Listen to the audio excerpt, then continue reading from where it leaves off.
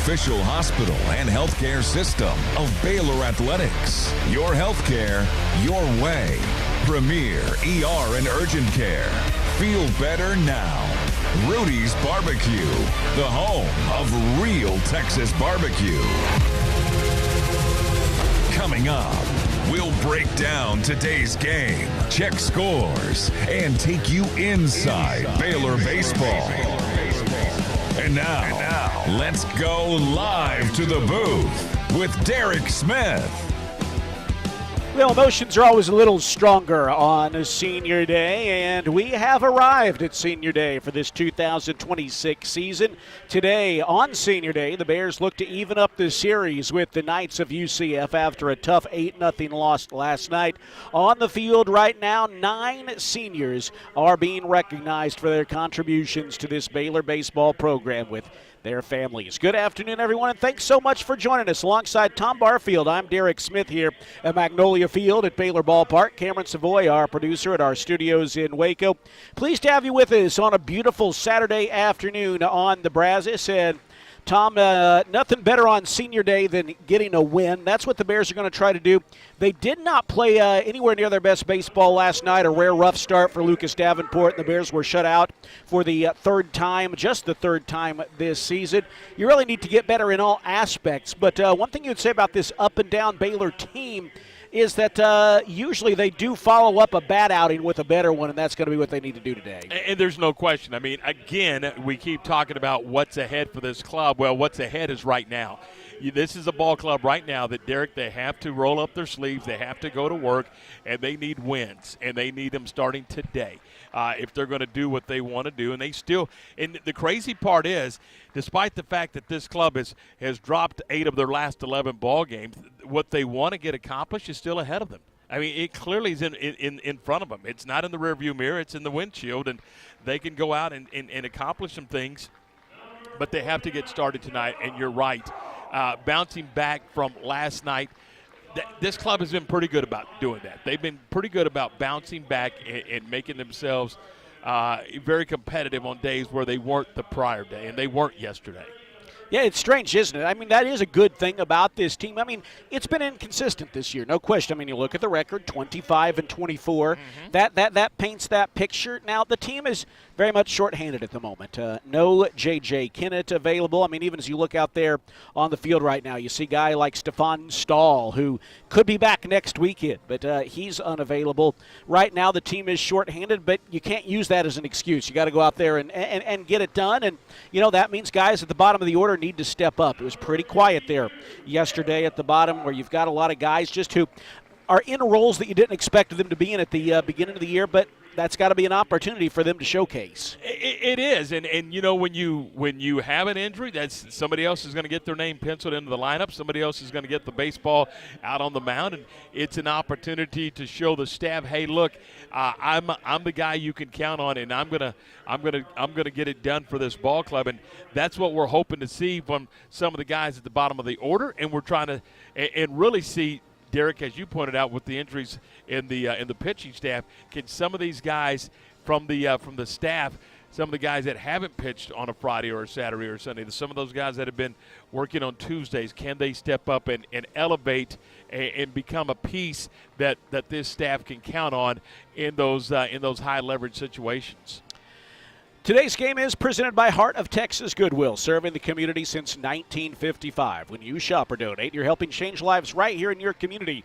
Learn more at hotgoodwill.org. If you're out on your way to the ballpark today, they are having a clothing drive out front, so if you've got some used clothes, you can bring them out here and donate them to Heart of Texas Goodwill. Senior Day festivities continue on the field right now. We'll talk about our seniors when we come back a little bit later on. We'll also give you the starting lineups and hear from Bears head coach Mitch Thompson. That's all on the way as we're about 15 minutes away from first pitch, the next to last home game of the regular season, Baylor and UCF on the Baylor Sports Media Network.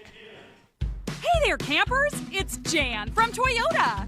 Time to pack your bags and buckle your seatbelts, because this summer we're headed to Camp Toyota. And the fun starts now! We're kicking things off by kicking up mud. Jump in, campers. We're going off-roading in a powerful new 4Runner. Next, we're heading to the hot springs in a spacious Sequoia. Jan, what is that smell? sulfur stinks. Now we're hitting the hiking trails in a rugged Grand Highlander. And finally, park your Tundras and Tacomas around the campfire because we're roasting marshmallows. Don't worry if you burn a few, folks. I brought a truckload. Your summer starts here. Right now, qualified buyers get 2.99% APR financing for 72 months, plus $1,000 subvention cash on a new 2026 Tundra. Dealer inventory may vary. See your participating Toyota dealer for details. Event ends June 1st. Toyota, let's go places. You're listening to Baylor Baseball on the Baylor Sports Media Network. Back here at the ballpark where Senior Day festivities have completed as we have honored Caleb Bunch, Tice Armstrong, Grayson Murray, Ethan Calder, Caleb Bergman, Stefan Stahl, Jake Colkhorst, and Cade Hansen. Of course, one other player who's out of eligibility was honored last year. That is Ty Johnson, and those seniors players and their families are now joined by the rest of the Baylor team for a photo down below. Well, let's give you the starting lineups now when it comes to sports medicine and orthopedics. Baylor, Scott and White, Southwest Sports Medicine and Orthopedics brings the home team advantage to Central Texans. First for the visitors, the Knights of UCF were in gold uniforms today with black letters and numerals, white trim. They are 28-18 overall, 16-9 in Big 12 play. That 16-9 record has them tied for third in the Big 12 Conference. The lineup was put together by their head coach, Rich Wallace. Looks like this. Diamez Ross leads it off in center field, followed by their leading home run hitter, John Smith III, in left. Best all-around hitter is Andrew Williamson. He bats third in right field, followed by the cleat-up hitting catcher, Zach Skinner. Javier Crespo had 3 hits yesterday, bats fifth at third base.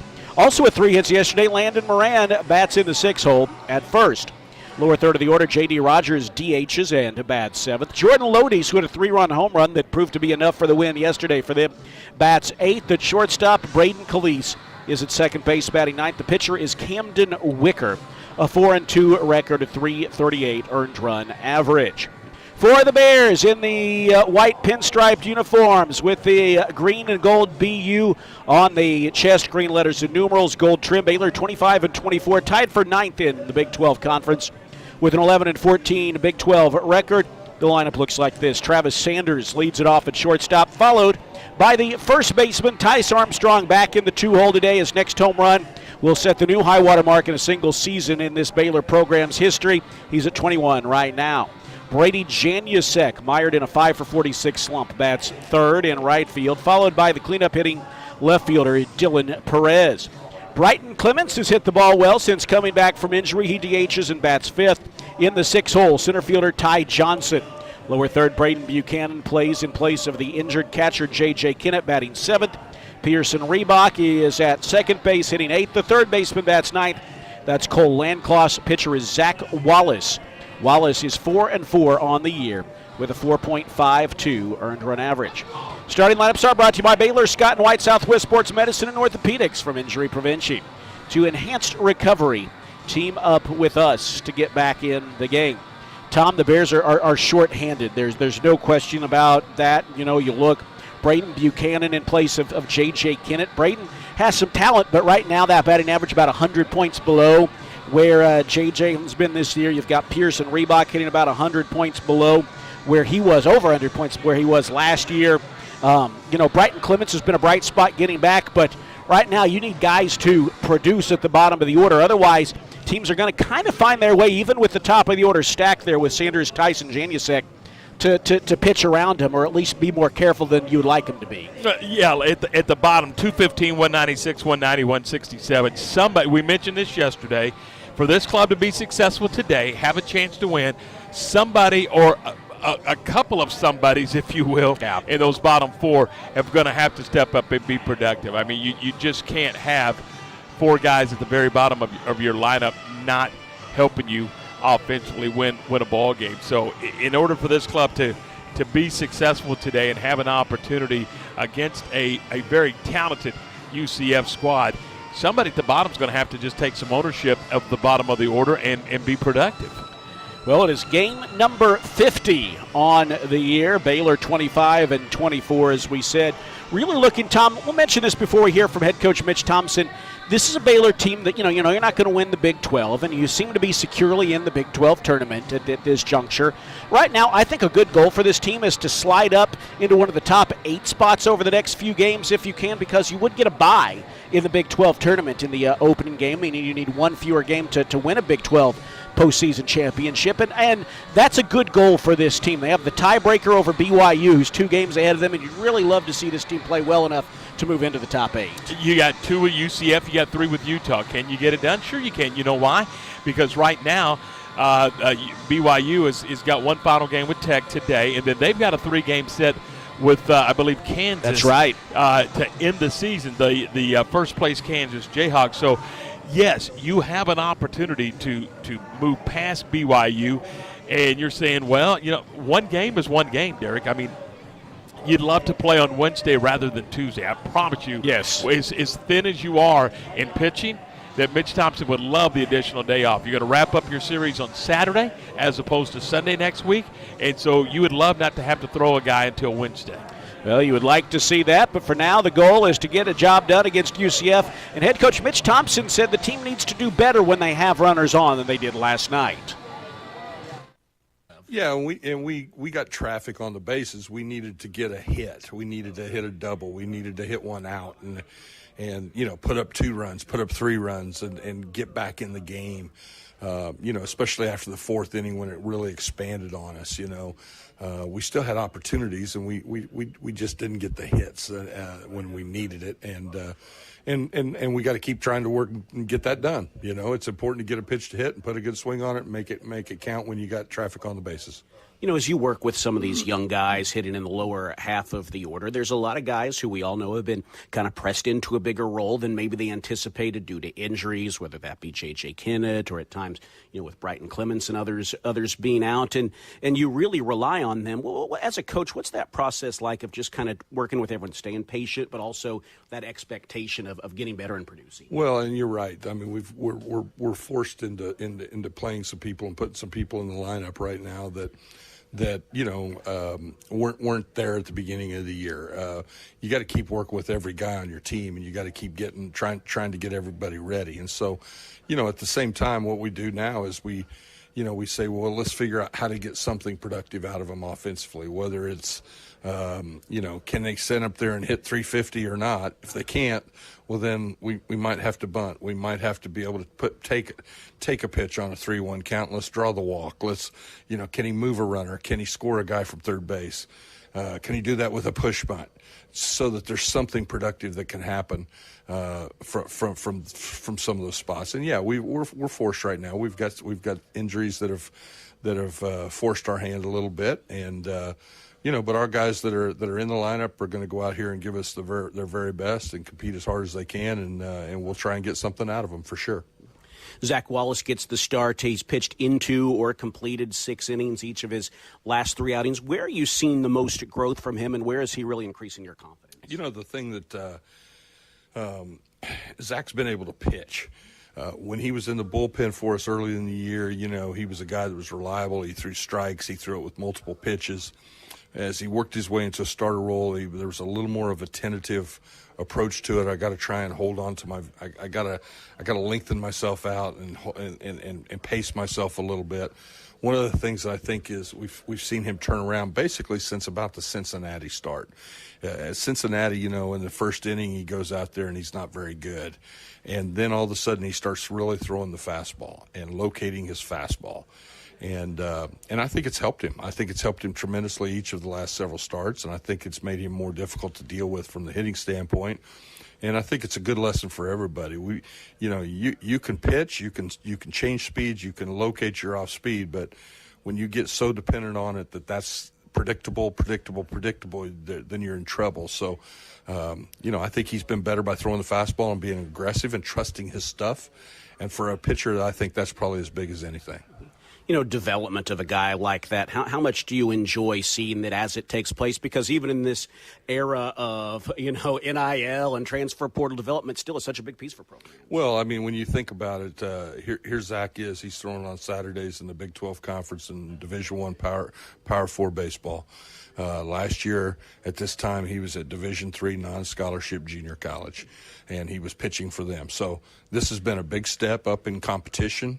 It's been a big step up in preparation and all these things for him, and he's handled it pretty well. And here we are at the end of the first year, and he keeps getting better. And so that's exciting. That's exciting for the future. And we need him to be strong here the last 3 weeks of the season. We really do. We need him to go out here and give us a competitive start. It's important that he does that today, that he limits opportunities, that he forces Central Florida to hit him and to do his thing. But he's done a really nice job for us with that this year. Visiting with head coach Mitch Thompson. It's Baylor and UCF today. And finally, Coach, it's senior day. There's guys who've been a part of this program since you got here, and you've watched them grow. What does it mean to you? Yeah, I'm really proud. I'm proud of guys like Ethan Calder and Caleb Bergman, who have been here for all 4 years, who came in as freshmen and just kept grinding it out, and have been fantastic students, fantastic role models, fantastic teammates. I'm really proud for who they are as people and what they've been able to accomplish, and I can't wait to watch them go out and change the world, as they go on their thing. I also like the guy, when you talk about all of our guys, Stahl's been here a couple years, and Bunch has been here a couple years, and Murray and Colkhorst, and who am I missing here today? My goodness. We'll cover here on the right off the top of my head, but those guys that have been here 2 years, it's just fun to see them grow. It's fun to see them talk about their experience here, the people that they've met, how they've grown as people, and I'm proud of who they are as baseball players, and we want to keep competing and trying to win ball games. So today's a big day for us. It's a big day for these kids and these families, and I'm looking forward to having the Baylor fans out here to help support them and cheer them on. Go get them, Coach. Thank you. Thank you. Head coach Mitch Thompson with his pregame comments. It is Baylor and UCF coming up here from the ballpark on the Baylor Sports Media Network.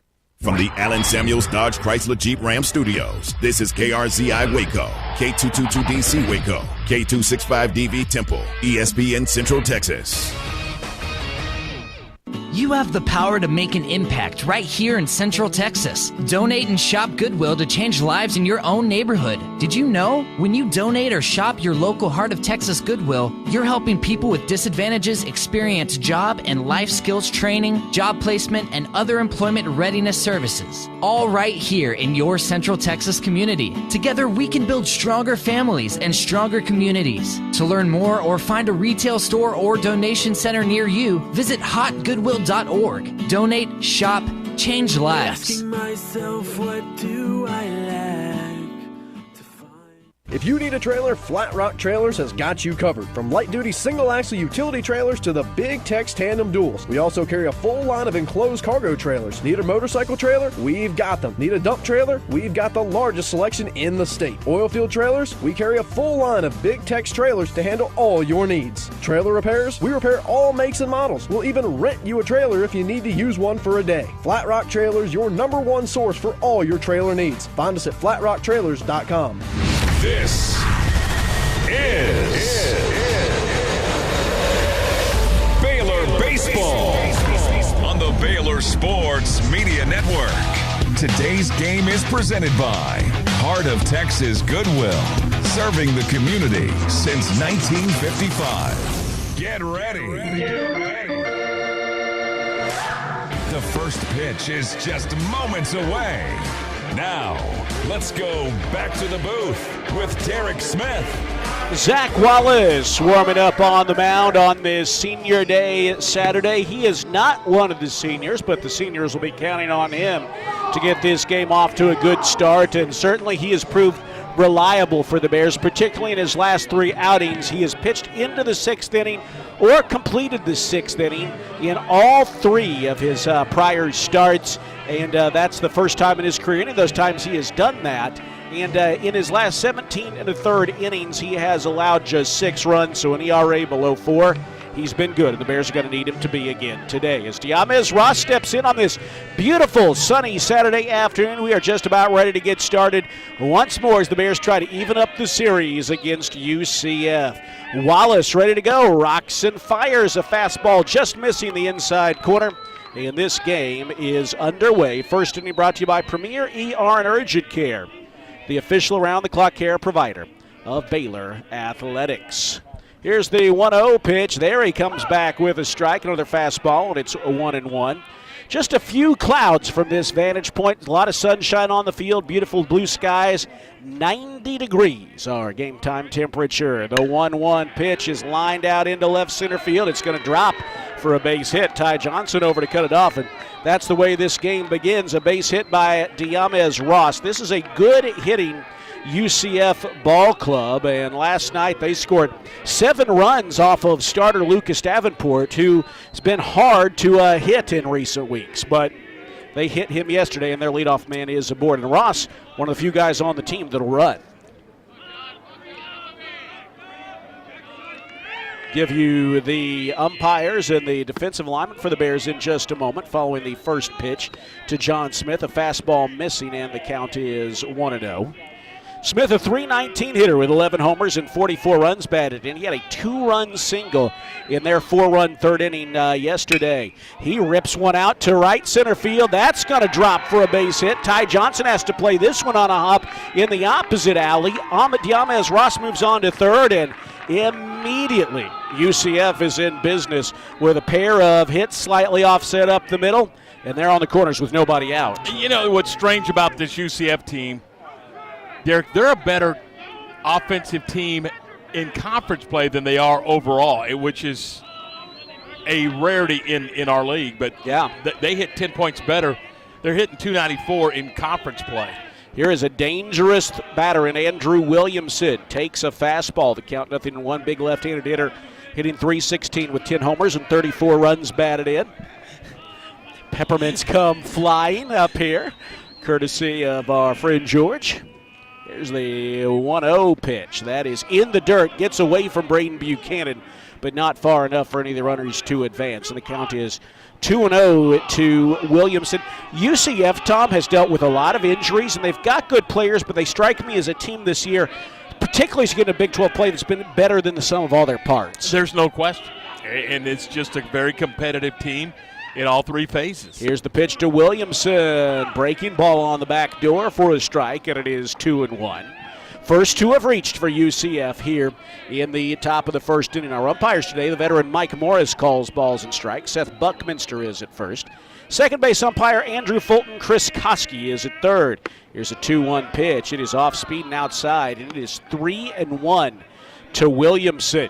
First 2 have reached, and now Wallace a pitch away from walking Williamson. You don't want that, but you also got to be careful. This is a dangerous hitter. Coach Thompson said Williamson will be playing in the big leagues one of these days. The 3-1 pitch is smoked down the right field line, but he's out in front. A foul ball, and the count runs to 3-2. That is the strangest thing I've ever seen. There is literally nobody on the berm. Normally the berm is packed on a beautiful day like today. Well, hopefully that's an aberration. We get some as the afternoon goes on. Payoff on the way, and Williamson belts it foul again off of the wall to the berm that time, and the count holds 3-2. Pesky UCF team, doesn't strike out a ton. You can get to 2 strikes on them, but they'll fight you. And that's really their MO. You're 100% correct. I mean, this team they're not going to give in. Williamson battling here against Wallace, trying to work out of a jam, and he's not going to do so there. A low liner into right center field, a base hit, scores Ross. Smith goes first to third, and it's 1-0 UCF. 3 batters into the ball game with nobody out. And we've talked, this is game 50, we've talked all season long about Baylor needing to get off to a fast start, and it's not going to happen today, as UCF is the team that gets off to the quick start. 35 RBIs now for Williamson. And here's Zach Skinner who was robbed of a home run in his first at-bat yesterday by Brady Janusek. They're on the corners with one out. The first pitch, Wallace starts him off with a breaking ball on the outside corner. Nice start to the AB from Wallace, and the count is 0-1. Wallace has thrown 13 pitches, 8 of them strikes, but he has yet to record an out. Middle infield at double play depth for the Bears as Wallace is ready. No, he's going to throw over to first base, and Williamson dives back in. Defensive alignment for the Bears in the outfield. Dylan Perez is in left. Center fielder Ty Johnson. Brady Janusek in right. Give the infield in just a moment. 0-1 to the .363 batting Skinner, and the pitch is punched foul away. He's down the right field side now to play. Right side of the infield, Tice Armstrong at first. Pearson Reebok at second. Left side, the shortstop Travis Sanders, and the third baseman, freshman Cole Landcloss. And then the battery for Baylor, Braden Buchanan is the catcher. And Zach Wallace is the pitcher. 0-2. Here's the pitch. Popped up very high, out of play, first base side. And we'll do it again. You know, Tom, something we think about losing J.J. Kennett and the energy he brings, his hitting. He's been over 300 much of the year. But, you know, for these pitchers, they're used to working with him. And that doesn't mean Braden Buchanan can't do a good job receiving, working with him. It's just different. 0-2 to Skinner. Here's the pitch. He just missed the breaking ball, fouling it straight back into the screen. Yeah, you're right. I mean, JJ's caught probably 80% of the games this season, and you a pitcher and a catcher kind of create a relationship. And I know that the pitchers are being called from the dugout, but that's irrelevant. You create a relationship with the guy that's receiving you, and now it's a little different. 0-2. Here's the pitch. Skinner chases a breaking ball. Ran out of bat there. That's a strikeout and a big one for Zach Skinner. For Wallace trying to retire Skinner, and he does. Still work to be done, but with a runner at third and nobody out, and runner at first to boot, big to get an out with no one advancing.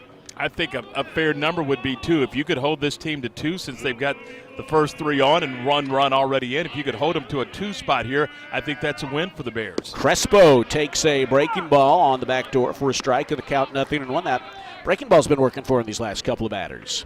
And I agree. You got to minimize here. Now, you'd love even more a ground ball up the middle, started double play, and hold him to 1. This is a good UCF team. There's a throw over to first. Oh, they had the runner there leaning, Williamson, but he was able to fall back on the bag. 1-0 UCF with the early lead here.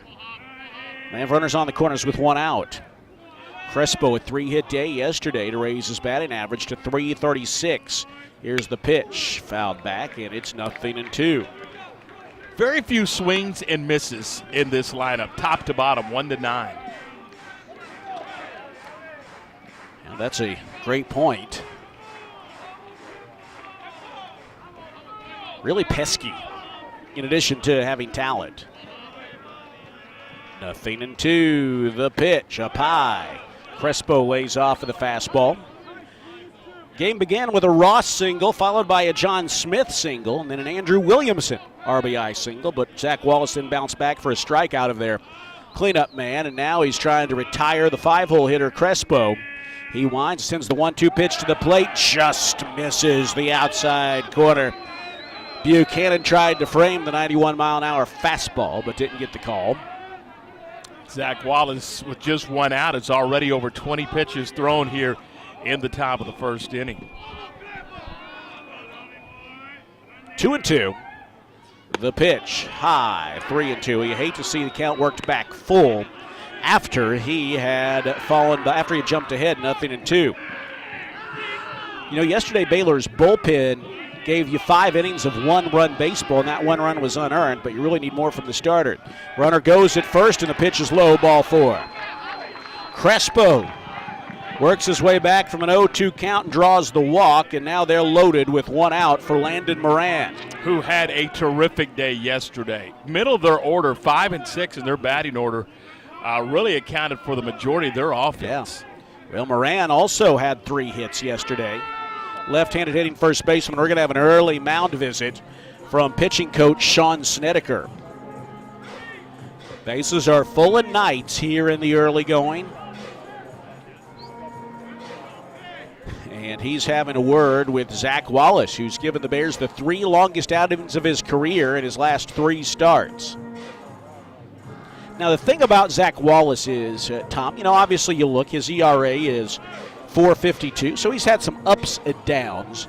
But one thing I never feel with him is that he's not battling, that he's just kind of giving in to circumstance. No, and that goes a long way at this level. Yeah, 100%. He competes. He's going to compete to the very last pitch that he's in the ball game, and I like that about him.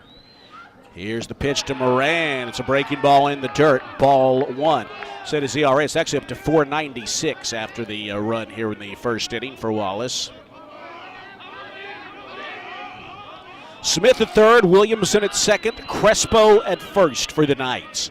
1-0 to the left-handed hitting Moran, and the pitch poured in for a strike. Fastball evens the count at 1-1.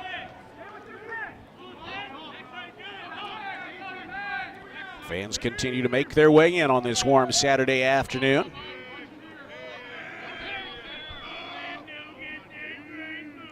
One and one. Here's the pitch. Just misses with a fastball away, and it's 2-1. UCF has a talkative dugout. We heard that last night, including one leather-lunged teammate down there. I don't know who it is, but got the vocal fry. Here's the 2-1 pitch. Off speed, down and away, and it's 3-1. There's nowhere to put Moran. Wallace this year hasn't walked many batters, just 11 and 52 2/3. But he's in danger of walking in a run here. Here's the 3-1 pitch, a wave and a miss. He came inside with a fastball, and the count runs full again. Back-to-back batters, we've gone to a full count, and Wallace is nearing 30 pitches here in the first inning. Braden Bergman meanders down towards the bullpen. As does Grayson Murray. The pitch, and that is tagged into left field, a base hit. That's going to bring home Smith. Everyone else moves up a station, and it is 2-0 as Moran battled with Wallace and then just caught it off the end of the bat and rolled it out into left field to bring home a run. Fourth hit of the weekend for Moran, and it's a 2-0 UCF lead. Williamson moves on to third. Crespo to second on the Moran single. Well, not an ideal start. Wallace has faced 6 batters so far. He's got a strikeout, but everyone else has reached. And he misses inside with a fastball to the DH, J.D. Rogers. Rogers, a Vanderbilt transfer. Cade Hansen making his way to the bullpen as well. Right-handed pitcher, left-handed batter. The pitch fouled off down the left field side, now to play. UCF already with 4 hits on the day. 2 runs on 4 hits, and only 1 out's been recorded.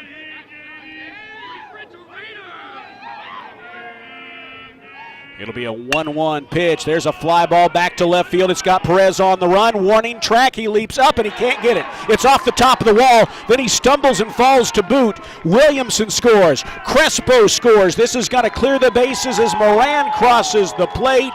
It's a 3-run double for J.D. Rogers to give UCF a 5-0 lead here in the first inning. While Perez went racing back and he made an effort at the wall, but he wasn't able to get it. It bounced back towards the infield and he stumbled trying to regain his footing, and all 3 runs scored. Not a good start for Zach Wallace and the Bears. Now it's just about trying to get an out, Derek. I mean, at this point, he's just battling, trying to get an out here in the first inning as the 8th batter comes to the plate. Zach Wallace sworn to make sure he has eye contact with the batter.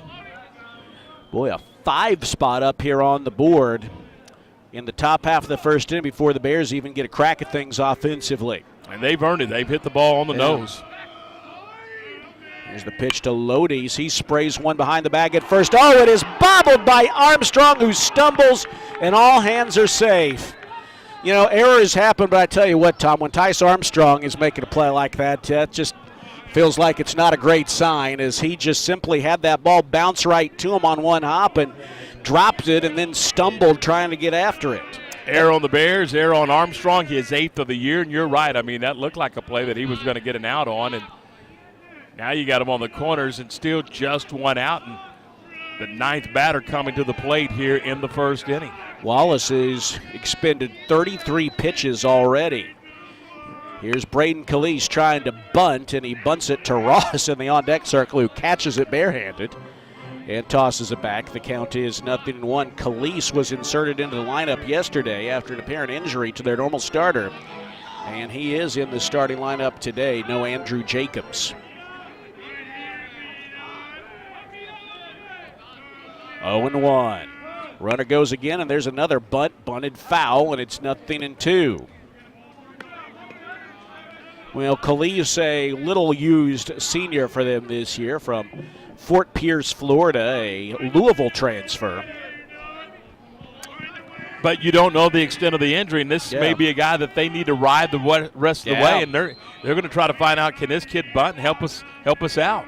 Here's the 0-2 pitch. Sees a breaking ball down and away, and the count is 1-2. I mean, my first thought is, why is he bunting in a 5-0 game already? Well, they may need to find out, what he can do. That's what a fair he point. can do to help them. If they've got to use him next weekend and into the Big 12 tournament. Rogers at third, and there's a rip foul down the right field line out of play. Rogers at third, and Lodisic at first with one out.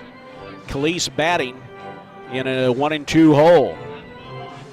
Well, a rough start for Zach Wallace, to say the least.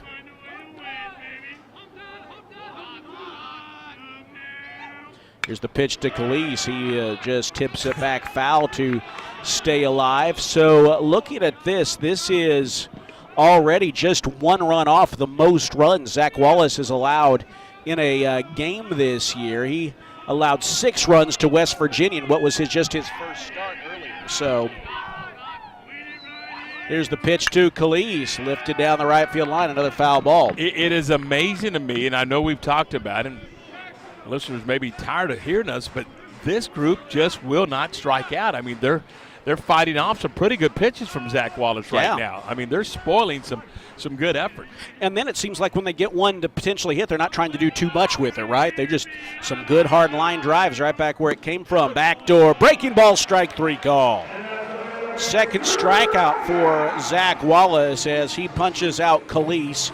And now it goes back to the top of the order for Diamez Ross, who is batting for the second time here in this first inning. He led off the game with a single, and he is batting once again.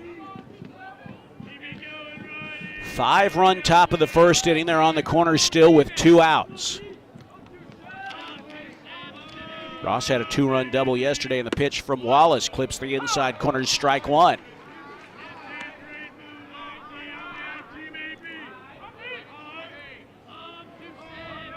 Wind is blowing towards the right field foul pole. Not with a whole lot of oomph. Time is called by home plate umpire Seth Buckminster, who, after warning Wallace earlier to make sure there was eye contact before going into the stretch, says this time that's a ball. He's done it again, and that is going to be a ball charge to Zach Wallace. Mike Morris wasn't playing around, was he? No.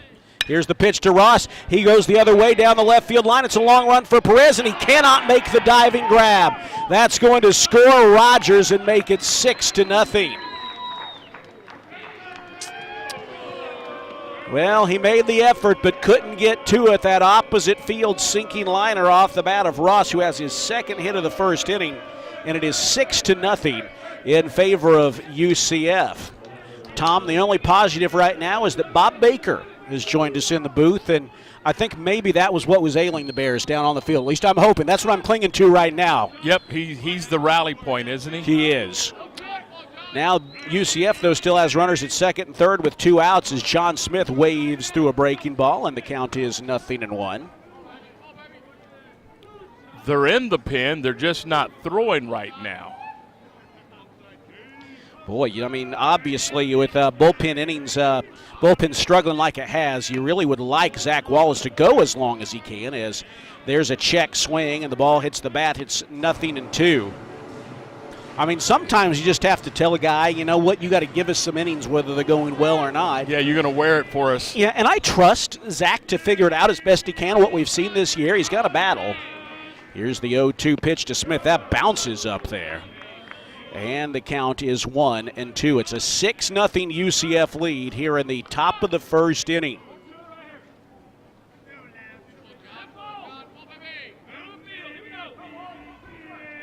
Two on, two out. Smith, a good hitter.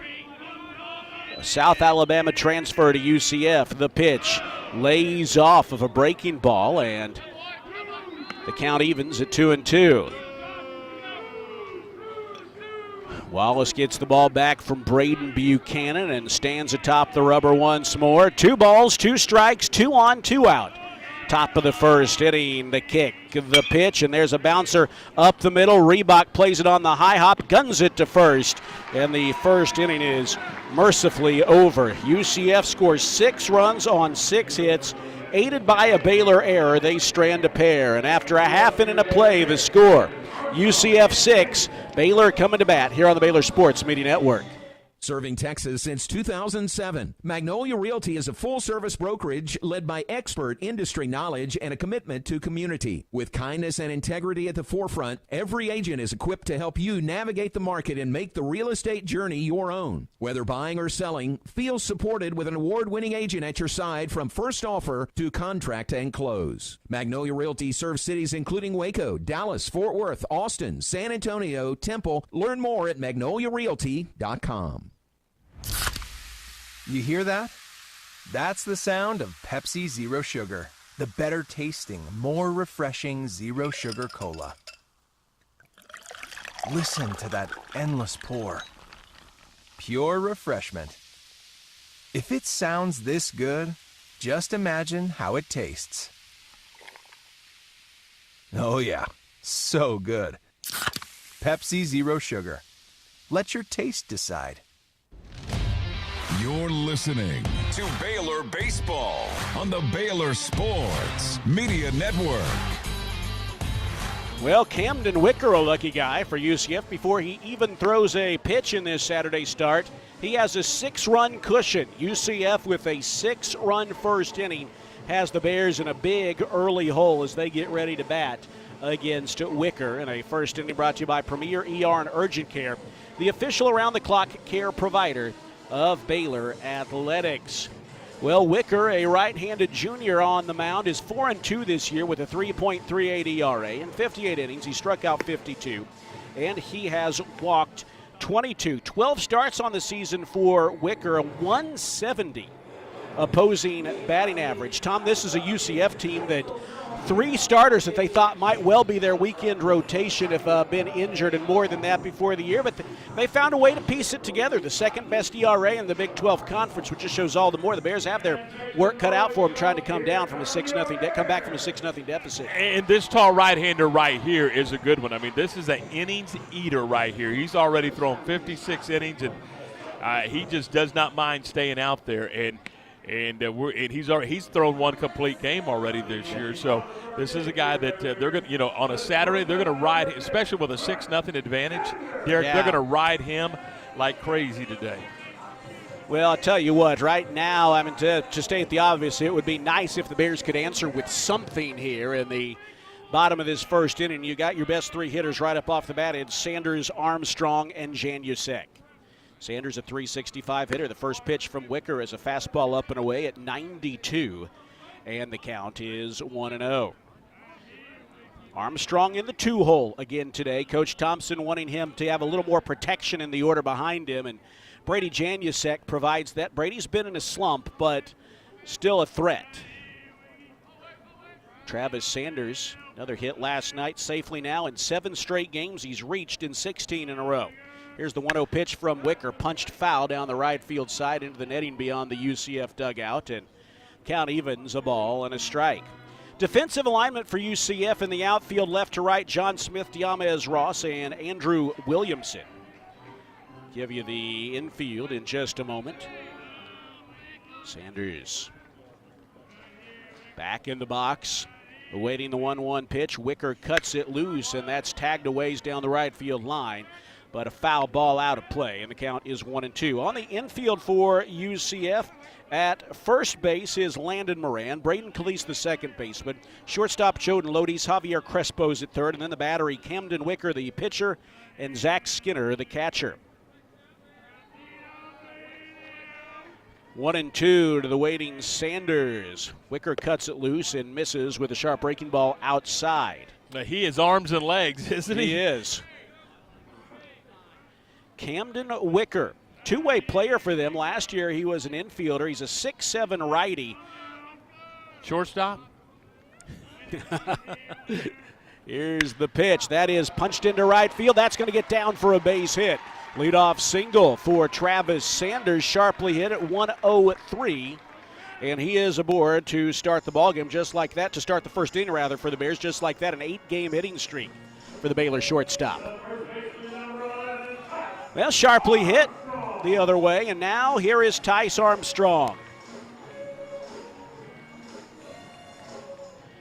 Tice tied with Charlie Carter for the single-season home run lead.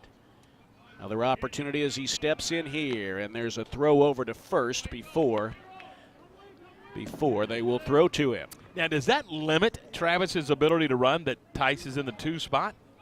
That's a good question. Here is the pitch, lifted into right field. It's going to bring Williamson in towards the line, playable, drifts back a couple steps and makes the grab. Well, they pitched to him, and Tice got a swing on it, but just lifted it softly to right field, and there's one out. Now I got to believe that Travis Sanders will be moving. I agree. You know, he's got 24 steals on the year. His next one would move him into a tie, top 10 all-time in program history in a single season. Speaking of that, Brady Janusek also one home run away. Talking about records, or the record book, he's one home run away from Max Muncy, tying him for the single-season freshman home run lead. Here's the pitch from Wicker. Inside, tight on the hands. Took a little something off there, and the count is 1-0. Janusek's batting average down to .285. Wow. He's just 5 for his last 46. There's a throw over from Wicker. Sanders back standing up. They're certainly aware of what he can do on the base paths. And Baylor in general, second in the Big 12 in stolen bases this season. Janusek waits, and he'll have to wait a little longer as there's another toss over to first base.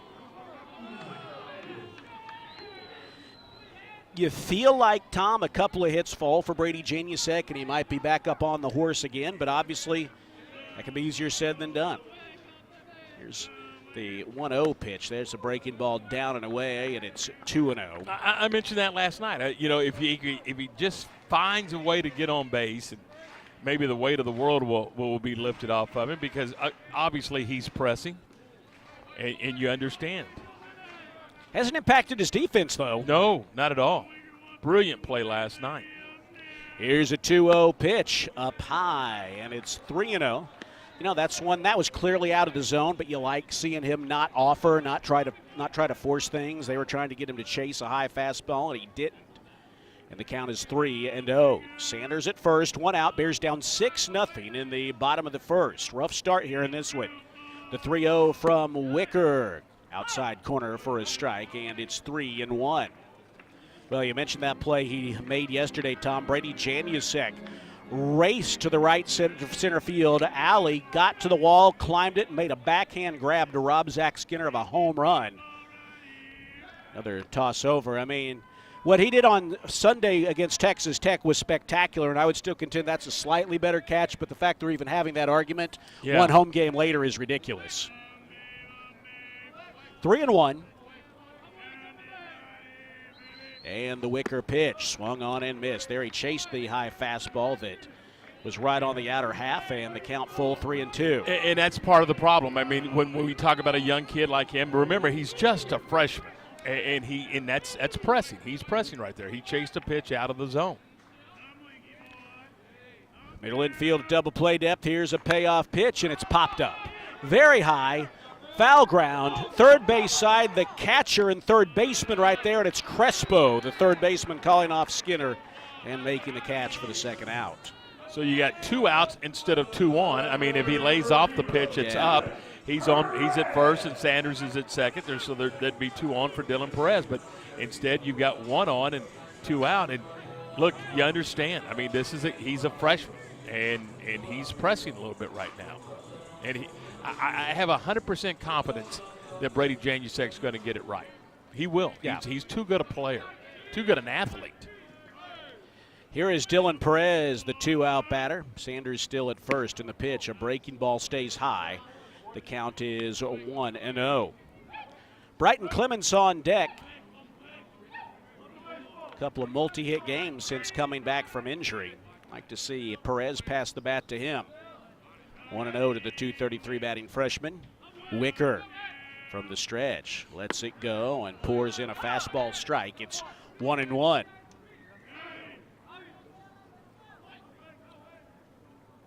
Well, Baylor has been behind really much of this series so far through the first 10 innings. UCF scoring in the second inning yesterday and never looking back. Here's the 1-1 pitch, a back foot breaking ball to Perez. That's in the dirt, 2-1.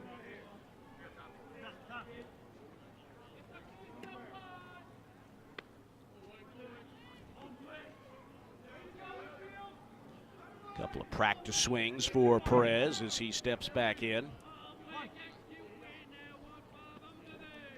Sanders held on at first base by Moran. Short lead there, and the pitch. Lifted down the left field line towards the corner, slicing foul, and that'll reach the bleachers. Smith was jogging after it, but he didn't have a play, and the count is 2-2 as Sanders retreats to first base.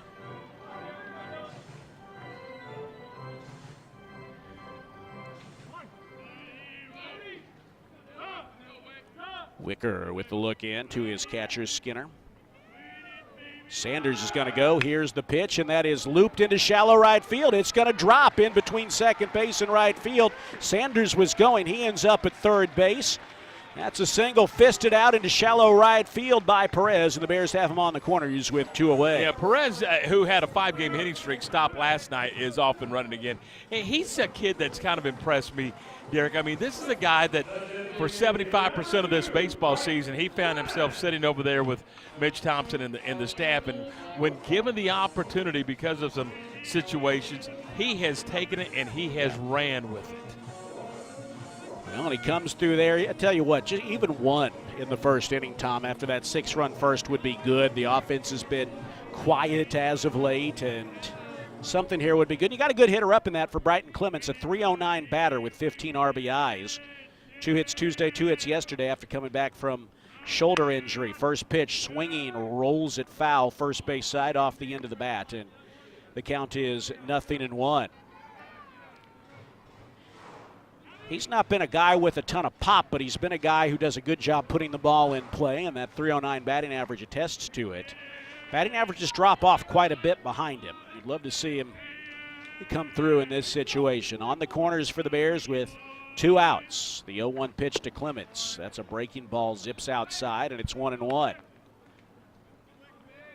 Tell you what, J.J. Kennett missed for a lot of reasons, but certainly his bat in the lower half of the order has been a weapon for the Bears this year, one of the more reliable hitters outside of the big three.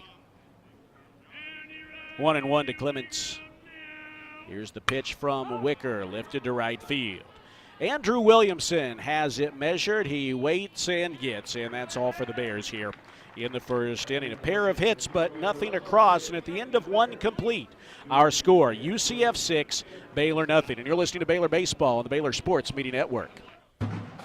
Are you a diehard Bears fan? Sure, your entire closet is Baylor green and gold. All your pets' names have started with Judge, and that good old Baylor line is your ringtone. But do you have an official Baylor University toll tag? That small green and gold sticker reps the Bears and cuts your toll bill in half. Visit getmytolltag.com to purchase your specialty tag and deck your ride with Baylor pride. Small sticker, big savings, sick 'em Bears.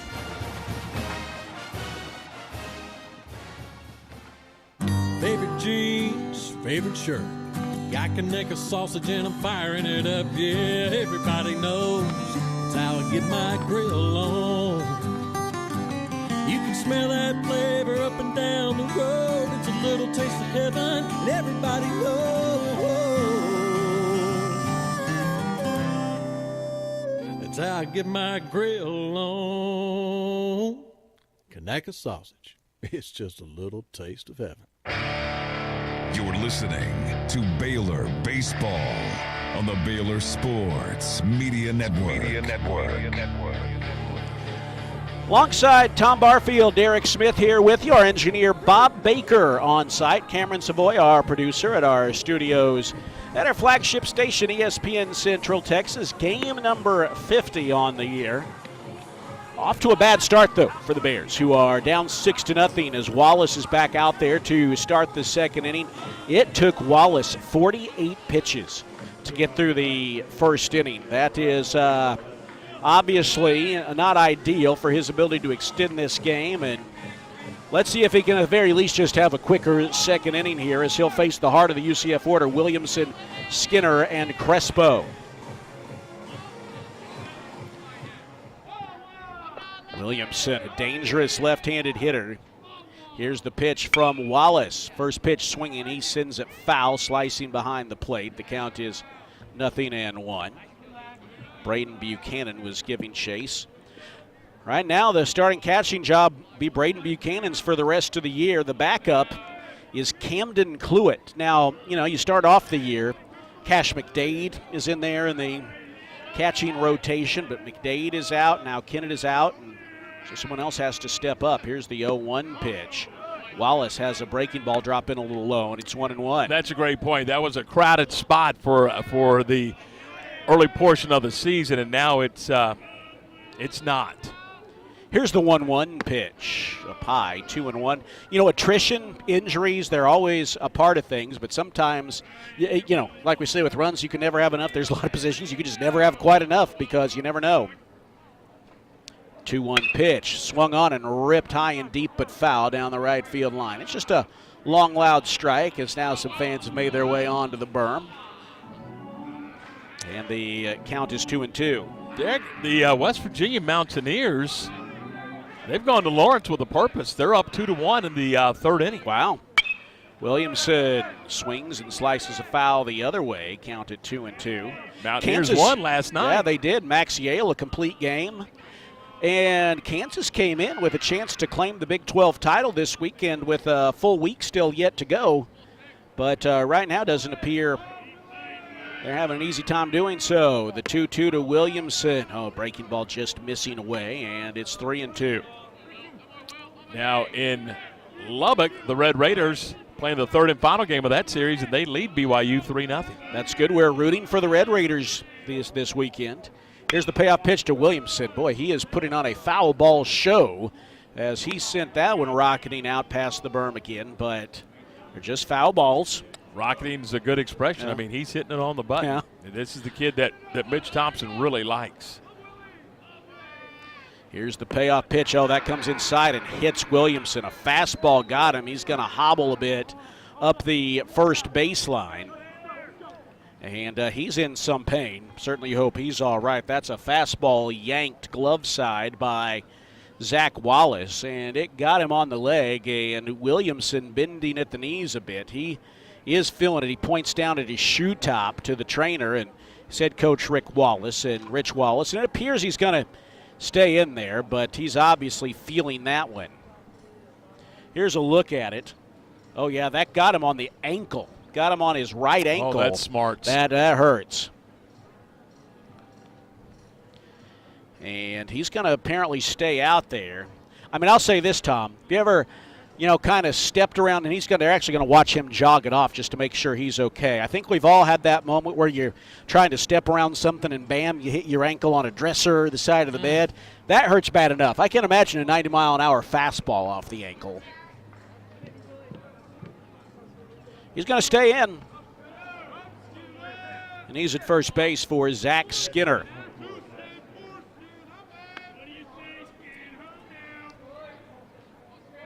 Right-handed hitter Skinner, a .360 average, 5 homers and 36 RBIs. Wallace struck him out.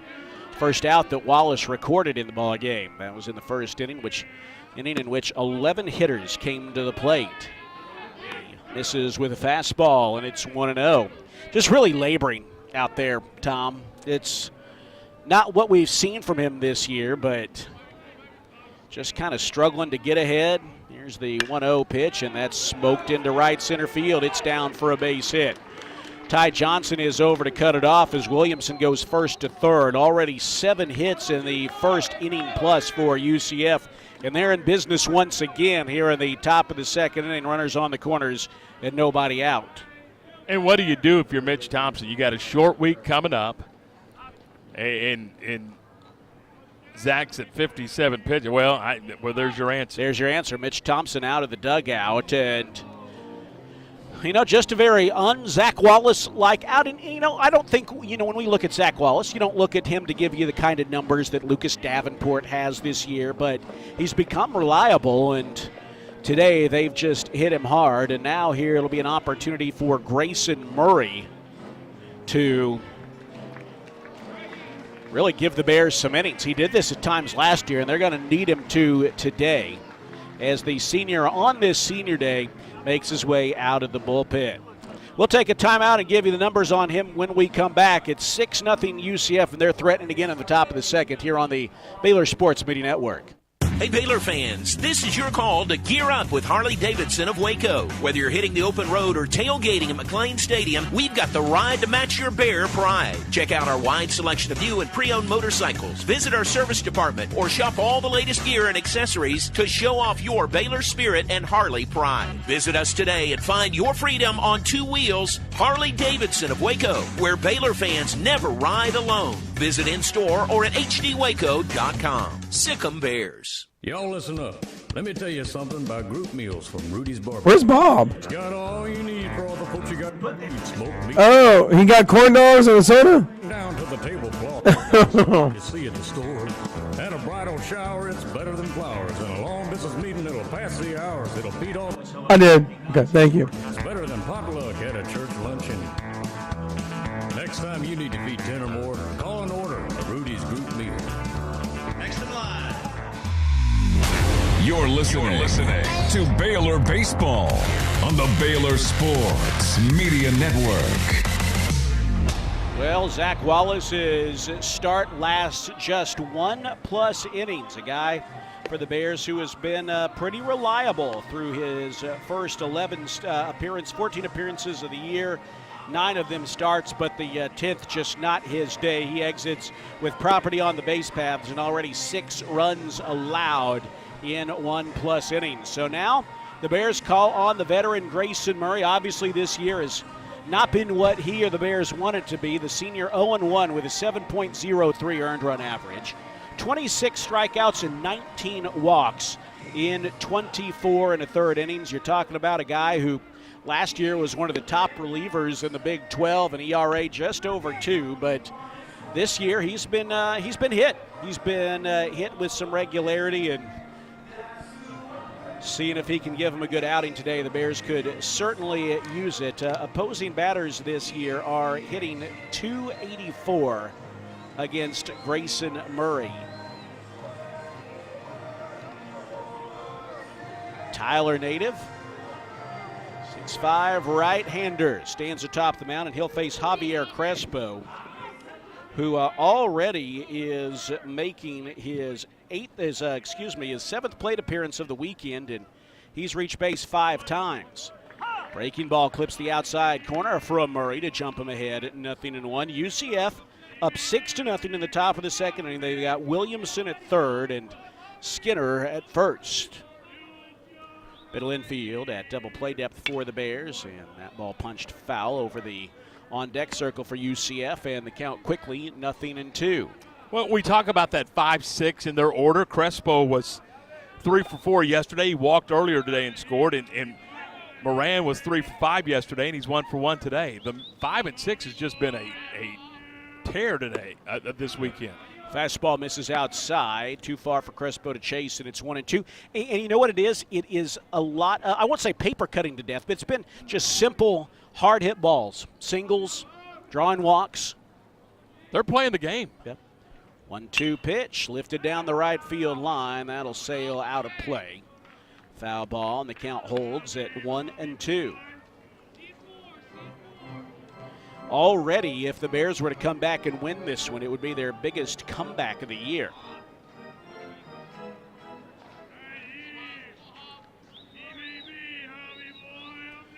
Here's the 1-2 pitch, misses outside, and it's 2-2. Bigger crowd today than we had last night. I think a lot of fans were over cheering on Tennis, and we can understand that as Tennis advanced to the Elite Eight with a dramatic win over Pepperdine. Foul ball back, and Crespo just being pesky, fighting, scratching, clawing to stay alive. Now we got people out on the berm. It just it was weird looking today. It was. It was a strange look. It's like seeing a big city empty or something, you know. And nobody in that town as well. That's true. Here's the 2-2 pitch. Strike 3 called out of the outside corner. Crespo thought about it, decided not to, and took strike 3. And there's one away. Crespo's looking back at Mike Morse like, really? Are you serious? It was borderline, but we will take a borderline strike right now. Ooh. Sick 'em Bears? Exactly. That's a 6-0 strike. Yeah. All right, one away, and here's Landon Moran, singled his first time up. The pitch misses down and away, and it is 1-0. And it very much was a sick 'em We Bears. will be honest when we can. You know, we got to be honest sometimes. 276 batting average for Moran. 2 homers and 27 runs batted in. He's got teammates aboard on the corners with 1 out, and he swings and fouls a fastball straight back. It's 1-1. We saw it last night, Derek, and you've talked about it already today. Getting to 2 strikes has not been the issue. Yeah. Getting to strike 3 has been.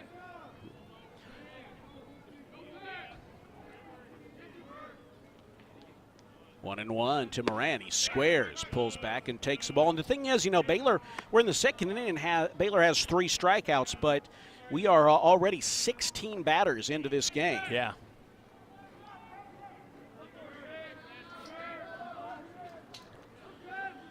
2-1 to Moran. Here's the Murray pitch, and that is wrapped past the glove of Reebok into right field. That's going to bring home Williamson to make it 7-0.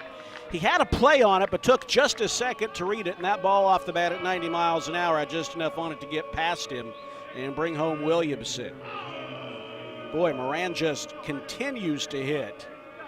Skinner moves on to second, and the lead extends that run charge to starter Zach Wallace, whose ERA is going to take a beating this afternoon. J.D. Rogers, the batter. 3-run double for him off the left field wall his last time up. Takes a strike, fastball outer half from Murray, the count 0-1. Skinner at second, Moran at first for the Knights.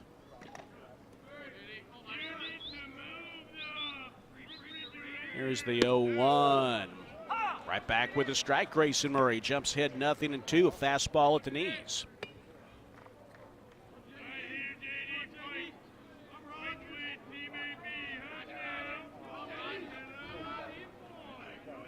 0-2, and the pitch up high. Tom, is this the shortest start of a year and a start that was not scheduled to be, a 1 or 2 inning thing? I believe it is. It has to be, yeah, absolutely. Yeah.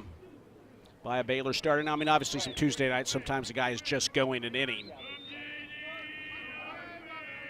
Here's the 1-2 pitch, a chopper, right side of the infield. Reebok feeds it to second for 1. There will be no relay to first as the Bears get the force at second base there of Moran, and they're on the corners with 2 away as Rogers hits into a fielder's choice.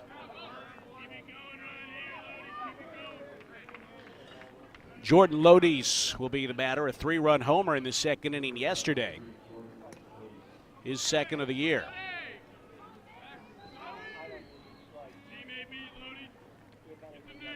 Two down, see if the Bears can minimize here in the second, something they were unable to do in the first. Pitch to Lodice, fouled back, 0-1. I think we're probably going to end up taking somebody in that dugout down there, some Listerine or something. Yes. They're going to wear their throat out. They need some hot tea, some honey. Yeah. My goodness. Yeah. It is nonstop. 0-1. Here's the pitch, check swing, and that's a strike. It is 0-2. And unfortunately right now, the Bears not giving the fans here a lot to cheer about, so it's that much louder. 0-2 to the 2-out batting Lodice. Murray to the belt, and the pitch just off the outside corner with a fastball.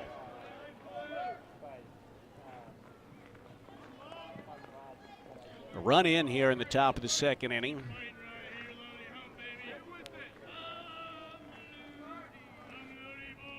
And the 1-2 pitch swung on and missed. Pulled the string on him with an off-speed delivery, and that's a couple of strikeouts for Murray here in the second. But another run crosses the plate. A run on 2 hits, 2 runners left. Middle of 2. Our score now, UCF 7, Baylor nothing. And you're listening to Baylor Baseball here on the Baylor Sports Media Network. At Baylor Scott & White McLean Children's, you'll find the care your child deserves and trusted expertise to set your mind at ease. With a network of convenient pediatric, primary, and specialty care clinics and an advanced medical center, they offer a full range of pediatric care close to home. Learn more at bswhealth.com/McLean-Children's. That's bswhealth.com/McLean-Children's. You have the power to make an impact right here in Central Texas. Donate and shop Goodwill to change lives in your own neighborhood. Did you know? When you donate or shop your local Heart of Texas Goodwill, you're helping people with disadvantages experience job and life skills training, job placement, and other employment readiness services. All right here in your Central Texas community. Together we can build stronger families and stronger communities. To learn more or find a retail store or donation center near you, visit hotgoodwill.org. Donate, shop, change lives. Asking myself, what do I lack to find? You're listening to Baylor Baseball on the Baylor Sports Media Network. Pepsi is a proud sponsor of Baylor Baseball. Hey, Baylor fans, this baseball season, make Pepsi your go-to game day drink because it's the only drink for baseball watching. Pepsi, that's what I like. Bears have work to do, down 7-0 as we head into the bottom of the second inning. And it's going to be tough facing a UCF team that has the second best ERA as his staff in the Big 12. And Camden Wicker, big 6'7" right-hander on the mound. He'll go to work on batters 6, 7, and 8, Ty Johnson, Braden Buchanan, and Pearson Reebok. You know, we talked about their numbers offensively being better in conference play. Here's the first pitch to Ty Joe. In for a strike, 0-1. But their pitching numbers are too, Derek, which is, I mean, really ironic. You know, it's funny you say that because they didn't get off to the best of starts this year. They're a team that kind of got it going as they got into Big 12 play. And they did deal with a lot of injuries. We talked about he pulled the string on him with a breaking ball. Johnson swings and misses 0-2. And you wonder, it kind of seems like they might be the kind of team that kind of got punched a little bit with injuries and then found a way to right the ship. Do they scare you in postseason? They would me if I was an opponent in a regional. 0-2. There's a ball punched foul out of play. And Rich Wallace is sitting there looking at his roster going, if I had all the guys that were injured, how good would we be? You know, and you're right about that. They looks like they could be a team that might be a super regional team had they stayed healthy. Here's the 0-2 pitch up and away. Ty doesn't chase. And I know, you look at Baylor again, for instance, right now. No J.J. Kennett. Now, you've had him most of the year, but you missed him. You've been at times without Brighton Clements in the batting order. And certainly the pitching rotation. No Mason Green, no Stephon Stahl. 1-2 pitch just misses the inside corner, and the count is 2-2. You know, Will Glatch last year, who was so reliable, needed Tommy John surgery. So you're without some pieces that I think would probably make this team a regional team. You also recognize, though, that injuries are part of the game. 2-2, down and in. It gets through the catcher, Skinner, and the count full 3-2. You know, no season goes perfectly injury-wise. I think for the Bears, you've needed guys to step up when given the opportunity presented by injuries that just haven't done so. And in some positions, you've had to go maybe further down the depth chart than you would like. Payoff pitch, misses outside. Ball 4, Ty Johnson fell behind 0-2, but works his way back to draw a leadoff walk. And I 100% agree with you. I don't think there's a club in America that's not looking at their roster going, well, if we had X, Y, and Z, we'd be 3 games better or 4 games better in the win column, whatever the case may be. It's just part of it, and you got to find ways to maneuver through it and around it. And right now, UCF, I think, is a club that I think you have to salute. I mean, they've done a job, and they've still got a bunch of injuries. Here's Braden Buchanan. Runner at first, nobody out in the pitch. Backdoor breaking ball for a strike. Buchanan hit loose last night, batting average down to 196, but this is really his job. The catcher the rest of the way. Here in this 2026 season. Here is the pitch. Breaking ball in the dirt. It kicks away from Skinner, and Ty Johnson, hustling, reaches second base without a throw on the wild pitch. Well, that's the thing. I mean, I know there's a 7 spot up there, and that's incredibly disappointing for all concerned, but this club will play hard. They're going to play until someone tells them the game's over. No. Hey, and you never know. 1-1 to the waiting Buchanan. We're in the bottom of the second inning. Bears down 7-0. Buchanan looks at a fastball low, and it's 2-1.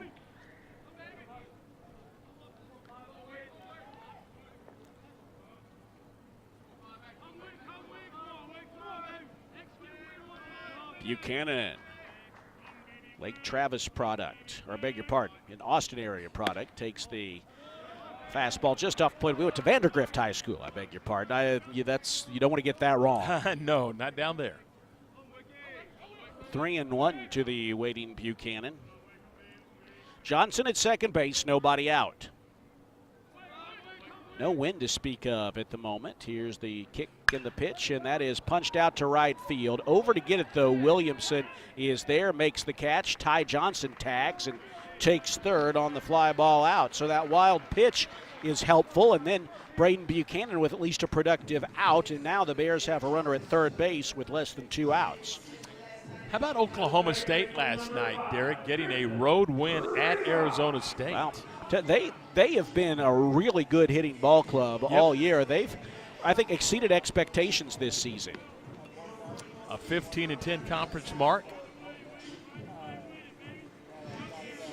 Pearson Reebok steps in, a 190 hitter. Got to find a way to bring Ty Johnson home from third base, and just putting the ball in play, you got a pretty good chance of doing so. The pitch up high, ball 1. Yeah, or you got to get on base. Yeah, with a 7-0 advantage, the Knights are going to play their infield back.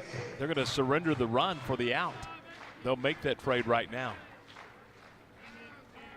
Here's the kick and the 1-0 from Wicker. There's a fly ball hit back deep enough into left center field to bring home Ty Johnson.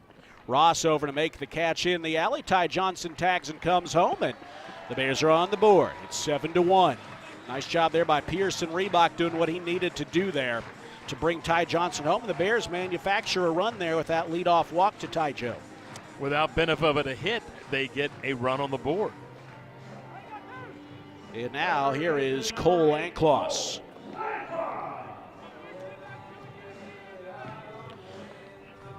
In the third inning, we are going to visit with Tiffany Whitley of HOT Goodwill. Goodwill doing a clothing drive outside the ballpark today, this weekend's sponsor of this series, and appreciate all they do, and looking forward to visiting with Tiffany in the third inning. Well, they are a great member of the community. They are. They do a lot of things. Here's the pitch. There's a chopper out towards short. It is played by Lodies, throws on across, and that's the inning. But the Bears manufacture a run without a base hit. And as we head to the third inning, our score now, UCF 7, Baylor 1. And you're listening to Baylor Baseball on the Baylor Sports Media Network. From the Allen Samuels Dodge Chrysler Jeep Ram Studios, this is KRZI Waco, K222DC Waco, K265DV Temple, ESPN Central Texas. Baylor fans, ready to keep it cool this season? Ice and Easy delivers premium ice lightning fast. From tailgates to restaurants, construction sites, concerts, and races, Ice and Easy has you covered. Game day or work day, keep your drinks cold and your spirits bold. Ice and Easy, we deliver, you chill. Proud supporter of the Baylor Bears. Y'all listen up. Let me tell you something about group meals from Rudy's Barbecue. It's got all you need for all the folks you gotta feed, smoked meat, sides, and more. There's everything down to the tablecloth, just like the one that you see at the store. And a bridal shower, it's better than flowers. And a long business meeting, it'll pass the hours. It'll feed all the cousins at a family function. It's better than potluck at a church luncheon. Next time you need to feed 10 or more, call and order a Rudy's group meal. Next in line. You're listening to Baylor Baseball on the Baylor Sports Media Network. It is a 7-1 UCF lead as the Knights bat against Grayson Murray in the top of the third inning.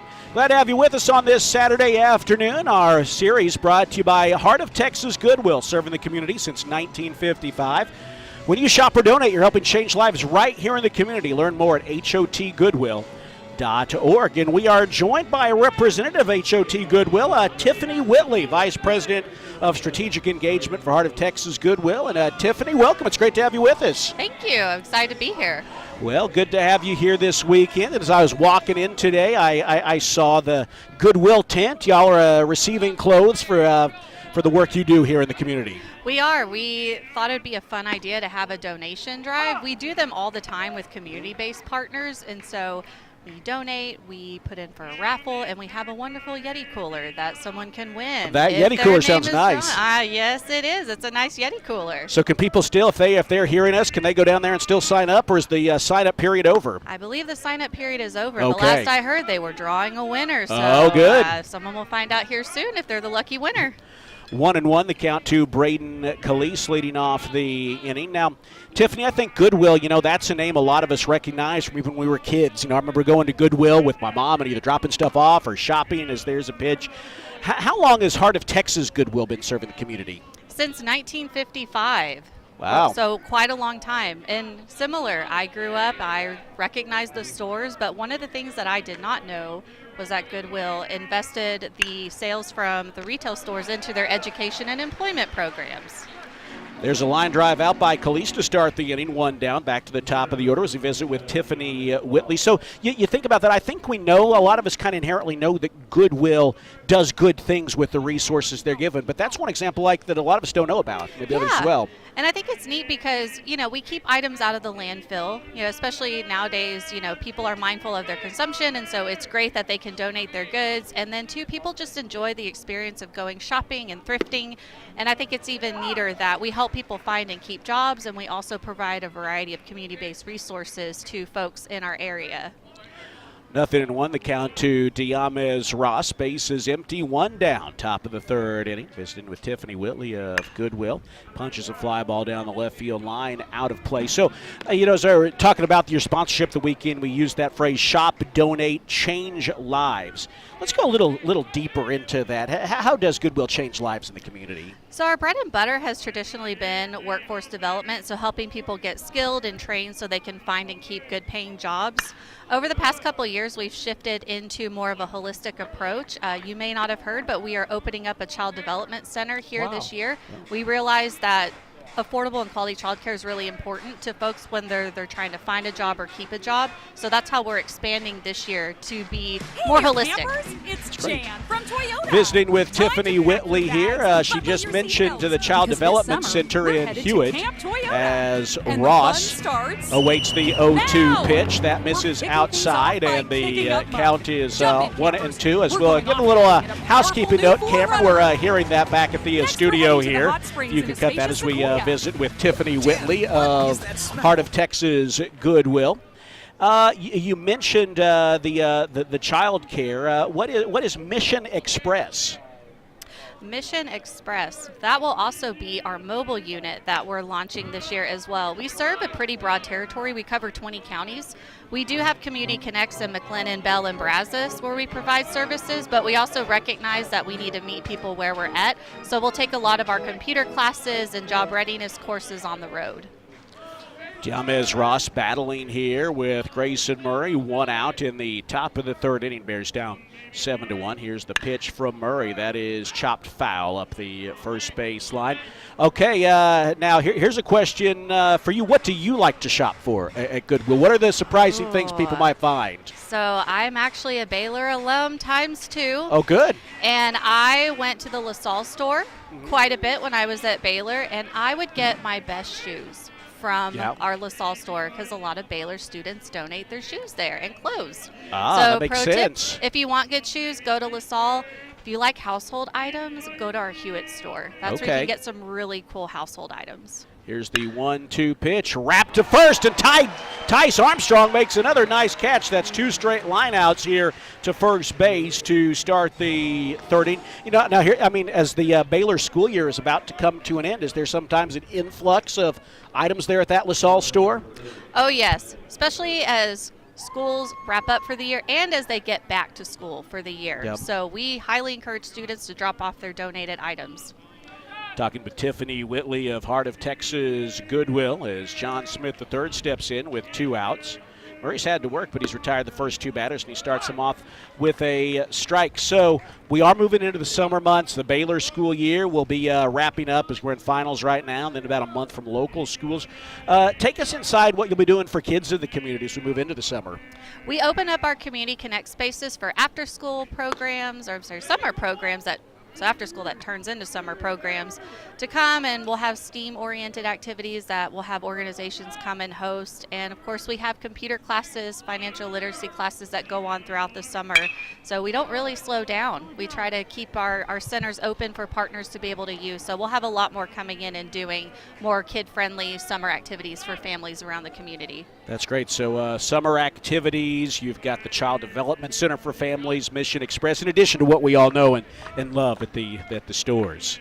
Here is the pitch. That one just misses off the outside corner. Well, Tiffany, I'm going to ask you mentioned you're a 2-time Baylor grad. What parts of the university of your alma mater did you call home when you were on campus? I was an international studies and history major, so I dabbled in the liberal arts. Oh, wow. And I'm a proud Baylor interdisciplinary core student, so BIC for life. That's great. Here's a hustling double by John Smith with 2 outs as he punches it down the left field line. Looked like a single, but it really kind of died along the line, and he saw that and took advantage to reach second base. And, Tom, it's been a baseball day for her, we learned out. Already, family, Little League, and now here at the ballpark? Little League, ballpark, yes. We've just had a baseball day, so it works out well that I already came from one game to the next. I got a quick question. You talked about preparing people to get them back into the workforce. With how we've had the growth in technology, how has that affected how you guys go about your business? We like to meet people where they're at, so we do everything from very basic computer classes of how to turn on a computer and operate basically, and now we're integrating more AI essential courses because we know people aren't familiar with it, but we know a lot of workplaces are integrating it into their processes, and so we're offering more of those courses to the community for free as well. HOTgoodwill.org, is that how people can find out about all this? Yes, they can find out more information, and I should have said this earlier too, May 22nd we'll kick off Free Book Fridays in our retail stores, so we also want people to come in and kiddos to pick up free books throughout the summer while school's out. There's a line drive hit hard to short, good leaping grab by Travis Sanders to Rob Williamson of a base hit. Well, okay, so Free Book Fridays, people can enjoy that, and any number of things taking place at Goodwill. Well, Tiffany, we really appreciate you joining us. We're grateful for the work that Goodwill does in the community, and certainly as well grateful for your sponsorship of Baylor baseball this weekend. Thank you for inviting us. Okay. Well, thank you very much. Tiffany Whitley, Vice President of Strategic Engagement from Heart of Texas Goodwill, our guest in this weekend's game sponsor, series sponsor. Lots of Goodwill locations across Central Texas that you can go to. It remains 7-1 UCF as we head to the bottom of the 3rd inning on the Baylor Sports Media Network. Hey there, campers! It's Jan from Toyota. Time to pack your bags and buckle your seatbelts because this summer we're headed to Camp Toyota. And the fun starts now! We're kicking things off by kicking up mud. Jump in, campers. We're going off-roading in a powerful new 4Runner. Next, we're heading to the hot springs in a spacious Sequoia. Jan, what is that smell? Sulfur. Stinks. Now we're hitting the hiking trails in a rugged Grand Highlander. And finally, park your Tundras and Tacomas around the campfire because we're roasting marshmallows. Don't worry if you burn a few, folks. I brought a truckload. Your summer starts here. Right now, qualified buyers get 2.99% APR financing for 72 months, plus $1,000 subvention cash on a new 2026 Tundra. Dealer inventory may vary. See your participating Toyota dealer for details. Event ends June 1st. Toyota, let's go places. You're listening to Baylor Baseball on the Baylor Sports Media Network.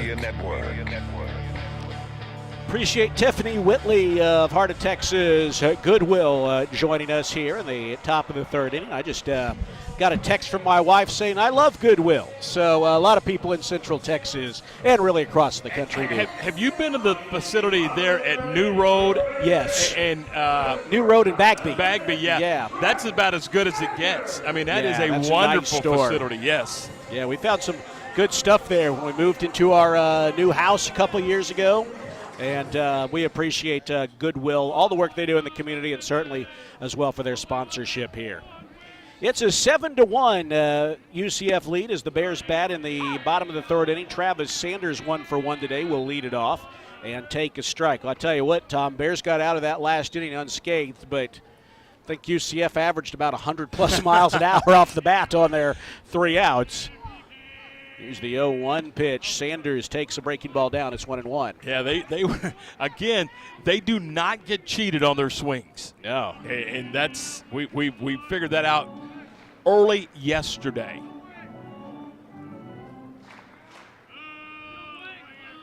One and one to the waiting Sanders, who hits a shot back up the middle, whistling by Wicker, and the second baseman Khalees is able to get there and throw across his body to rob Sanders of a hit at the moment, but this play is going to be reviewed. And I'm telling you, for that to even be close was ridiculous from Khalees. That ball was headed for center field, and somehow Khalees able to get a good read and gets a great jump and he literally feels the ball on the shortstop side of the bag, and I'm telling you, I think he's out. I think he is. Bang, bang, playing. He's out. I'll tell you what, that's, Tom, when you're watching it from up here, there's a point where you mentally make a decision in your mind. Right. That was a single in my mind. Yeah, I mean, all the way. First of all, I thought that ball was headed for center field, and then Khalees makes the play, and there was no way that Khalees was going to throw him out, but he did. He did. And it sure looked like on the replay, Baylor is challenging, but it looked like on the replay that the throw beat him. The last 3 weeks, Derek, the Bears have faced 3 really good offensive clubs in Arizona State, Texas Tech, and UCF. And I'm going to be honest with you. If someone says pick one of those 3, I'm going to pick this team right here. Yeah, I really like their approach. As you talked about, they don't try to do too much. It's just they try to do, what they play within their skill set. But when they swing hard. They do not get cheated. And I really like the way their team is constructed, despite all of the injuries that they've got going on. And again, I don't think that I'd want to play them in the Big 12 tournament, nor would I want to play them in the regional. Tom, as we visit upon further review, wow, this is as close as it gets. I just don't think enough. You can overturn it. I don't think you see can overturn it. It may even be a tie, and in theory, tie goes to the runner, but I don't think they can overturn it. And theoretically, Derek, just to get that out there, there's no such thing as a tie. There's no way you can have a tie. That's right. Absolutely no way. Now, you tell the batter and the runner that. Right. I mean, there's some that are just too close to call. Right. This may be. And we've talked about, too, there's really nowhere in the rule book that it said tie goes to the runner. No. It simply says the throw has to beat the runner, and so by the implication, if the runner gets there at the same time, the throw didn't beat him, and so he would be safe. But after watching that review, it's close. It was actually closer than I thought. The naked eye, I thought he was out. I did too. But it's a lot closer than I thought. But to your point, unless there is clear evidence in one of the camera angles that we have not seen, then I think that the call on the field is going to be upheld, and Travis will be out on a remarkable 4-3 put out. Now, if there's one thing we know, Tom, is that you love these long reviews, and I think the longer this one goes, the happier you feel about it. Yeah, I do. He loves it. I wish they'd take 20 minutes. Well, we're going to have a call now. Out. Yep. So the call is upheld. It stands. Not confirmed, but it stands, and that's a really nice play by the second baseman, Braden Calise. And now here is Tice Armstrong with one away. Bears are down 7-1. UCF, a 6-run first inning, has the Bears in a big early hole. We're on the bottom of the third. Here is the pitch from Wicker. Misses inside to Thompson. The count is 1-0. I got to believe the wind's blowing out in Lubbock, Derek. It is 5-4 in the fourth inning. Wow. They're going to be there a while. Yeah. Tex on top.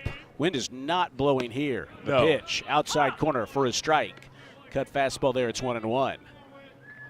Yeah, in fact, it is. That flag is swaying just slightly, but not a lot. Here's the kick, and the 1-1 from Wicker paints the outside corner with a heavy fastball, and it's 1-2. Tice Armstrong, one of 8 seniors honored on the field before the game. What a season he has had. Here's the 1-2 from Wicker. He lays off of a fastball low, and the count even at 2-2.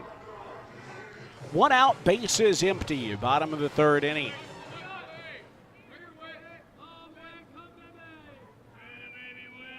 Here's the 2-2 pitch. He took a cut at the sinking fastball and just tops it foul.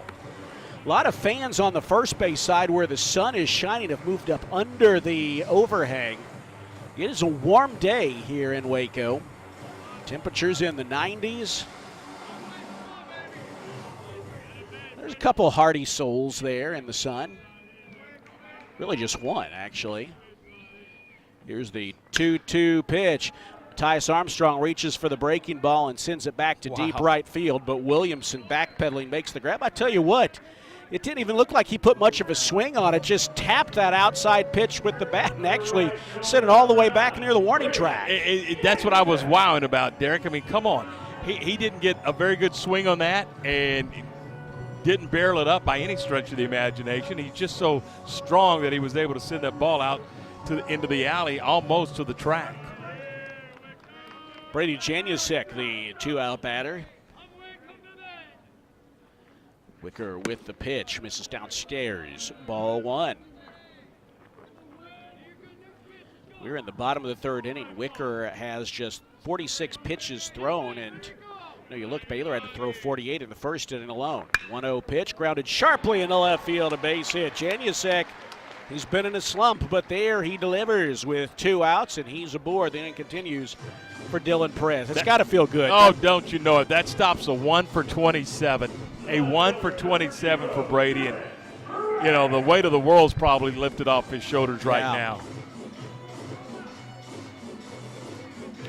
Well, he's aboard. See if the Bears send him. He hasn't had a lot of chances to steal bases lately, but he is 17 on the season. One of 3 Bears with double-digit steals as he edges off the bag. The pitch to Dylan Perez has the string pulled. Swing and a miss way out in front of breaking ball. Dylan has a big swing, doesn't he? There's a lot of moving parts to the Perez swing. Raised his average up to 243. And again, this is a guy that just flat was not in the lineup a month ago. Here's the pitch. That's off, speeding down. Janusek faked to first, but stayed put. The count even at 1-1.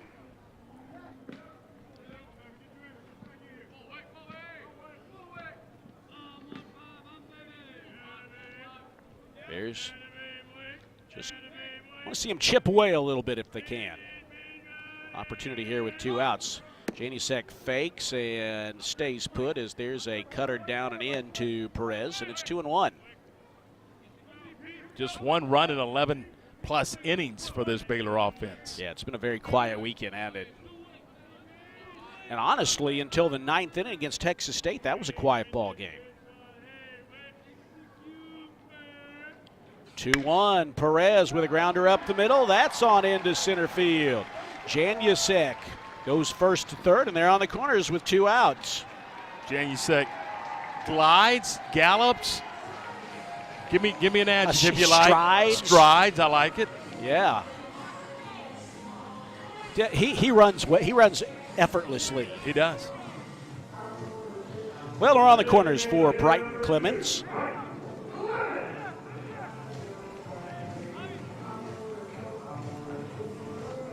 Clements flied out to right in his first at bat. 7th multi-hit game of the year for Dylan Perez. And again, you start looking at his numbers, Derek. His numbers just don't match with anybody else's. He just hasn't been in the lineup. He hadn't had the opportunity, but when he has taken full advantage of it, and his name is penciled into left field. Here's the pitch to Clements in for a strike. You think that Cincinnati series is first regular playing time he got. He was a guy that they had high hopes for. He just got off to a slow start, but once he got it going, you wanted to give him the chance to keep playing regularly. And he's played well enough to continue to earn that. The pitch to Clements, breaking ball in the dirt. Janusek eyeballing it there at third base in case it got away from the catcher Skinner, but it did not, so he stays put. Bears have been outscored 7-1, out hit 9-4.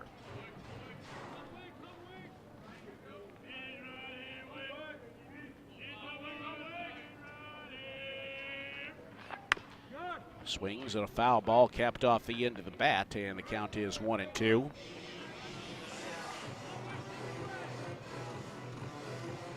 Baylor has had base runners on each of the first 3 innings in this one. Stranded a pair in the first, scored without a base hit in the second. And now we're trying to culminate a 2-out rally here in the bottom of the 3rd inning. The pitch, breaking ball outside, good sliding snag by the catcher Skinner. 2 balls, 2 strikes, 2 on, 2 out.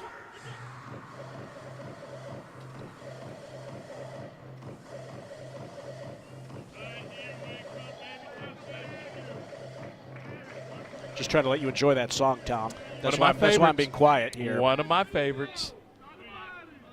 2-2.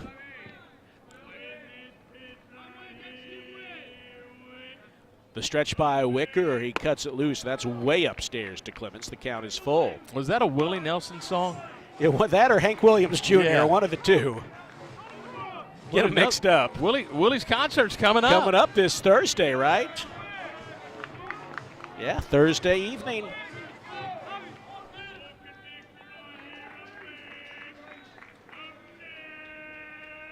There goes the runner at first. Here's the payoff pitch, and that's lined to shortstop. Got the bat hit out, but just didn't hit it as hard as he could have, and it's caught by the shortstop for the final out of the inning. No runs, 2 hits, 2 runners left. Tom will have the play-by-play when we come back in the 4th. Hopefully, he can do better than I can. The Bears are down 7-1 through 3 on the Baylor Sports Media Network. Do you want to earn points while cheering on your favorite Baylor teams? Join Baylor Bold Rewards. Track your attendance on the Baylor Sports app across athletic events and earn points towards prizes and experiences. Download the Baylor Sports app or register online today at BaylorBoldRewards.com and start earning your points today.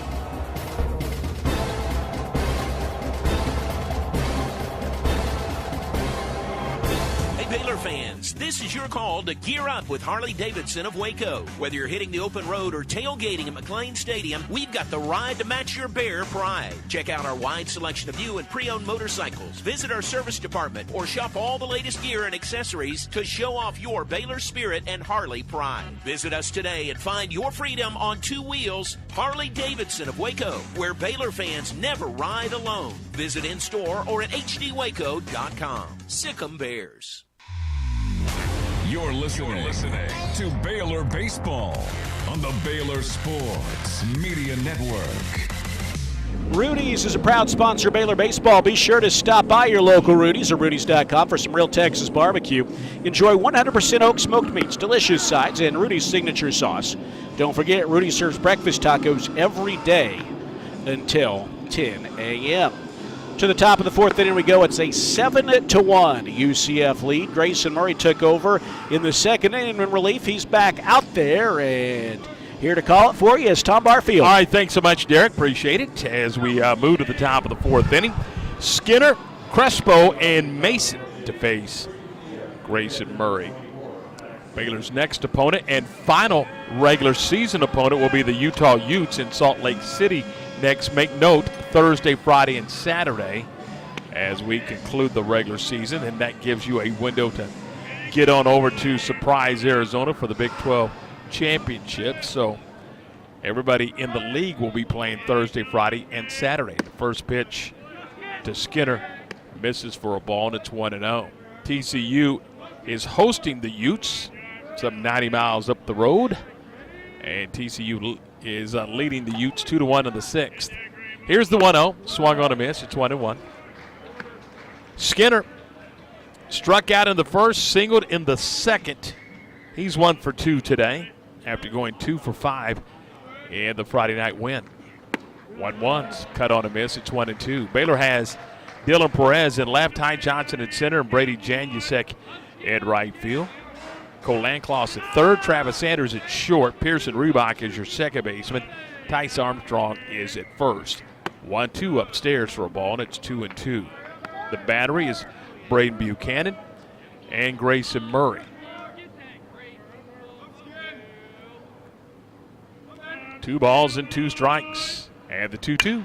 It is lined into right field. It is down for a base hit. And a 2-hit day for Skinner. And again, the Knights with their leadoff man aboard. They've had their leadoff man aboard in the first, the second, and now the fourth. And it wasn't a whole lot to it, just a single to right. Zach Wallace for the Bears in his start, just one of those nights that or days you just soon forget.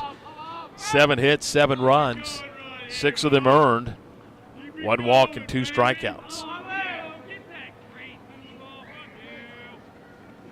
First pitch all the way to Crespo, misses for a ball, and it's 1-0.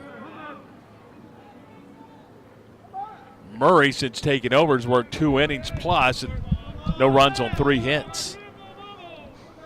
1 ball, no strikes, the 1-0, and it is lifted foul out of play on the right side, and that evens the count at 1-1. We'll conclude the series tomorrow afternoon at 1 o'clock. Ethan Calder is on the mound for the Bears, and to be determined is going to go for UCF. Maybe Matt Saucer, but they're not sure. 1 ball, 1 strike. The 1-1 hit him. Got him in the shoulder, or did it? Yeah, of course it did. I was wondering what he was doing. He was just kind of hanging around home plate. So he'll move down, and the first 2 have reached here in the 4th. Yeah, he's trying to fool us a little bit. Well, that's too bad, because once again the Bears find themselves in trouble 2 on with nobody out, and that caught Crespo right where you'd want to get hit in theory, on that guard there on his elbow. 6 of the first 7 reached safely in the first inning. First 2 reached in the second, and the first 2 have reached here in the 4th. All the way is the pitch to Landon Moran, and it's outside for a ball. The Bears have not gotten Moran out today. He is 5 for 7 against Baylor pitching this weekend. He may buy a condo here. He'll lay down a bunt, third base side, charging his Lancloss. He'll throw to first wide, and it gets away, and it's up the right field line. That's going to get a run home, and all runners will advance another station. It's a sacrifice and then an error, and that allows the run, Skinner to scoot home from third, and Crespo will end up at third, and Moran will end up at second. Boy, that's a tough deal. He's trying to give himself up, but that was a good bunt to begin with. He got it past the mound. Lancloss had to charge, and the speed there, Moran, who's just been a pest to the Bears all weekend long, made him rush, and not enough in Tice Armstrong's 6'4" frame to stretch for that one. So a run is home, and here's Rogers, the DH, and that ball skips in, blocked by Buchanan. There's ball 1. A single, a hit batter, a sacrifice with an error has produced a run and has got 2 more in scoring position. It's 8-1 in favor of the Knights. 1 ball and no strikes. And the 1-0 pitch is high for a ball. It is 2-0. Tom, did someone turn on the air conditioning here? All of a sudden, are you getting that breeze? I'm not. Maybe. Oh, I am. Okay, well, yeah, just you're in the right chair. Rushing in, I guess. You're in the correct chair. 2 balls, no strikes. The 2-0 is on the corner. If it's a strike, and it's 2-1. J.D. Rogers is like, hang on a second, that's not a strike.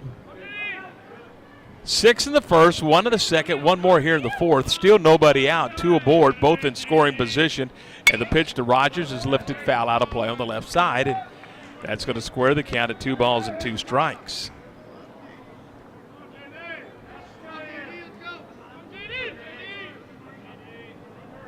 The Aaron Landcloss, his second of the season, and the second on the day for the Bears.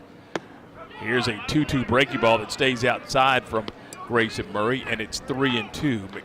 Murray about to throw his 54th pitch of the ball game. Nobody throwing in the Baylor pen, if you're wondering.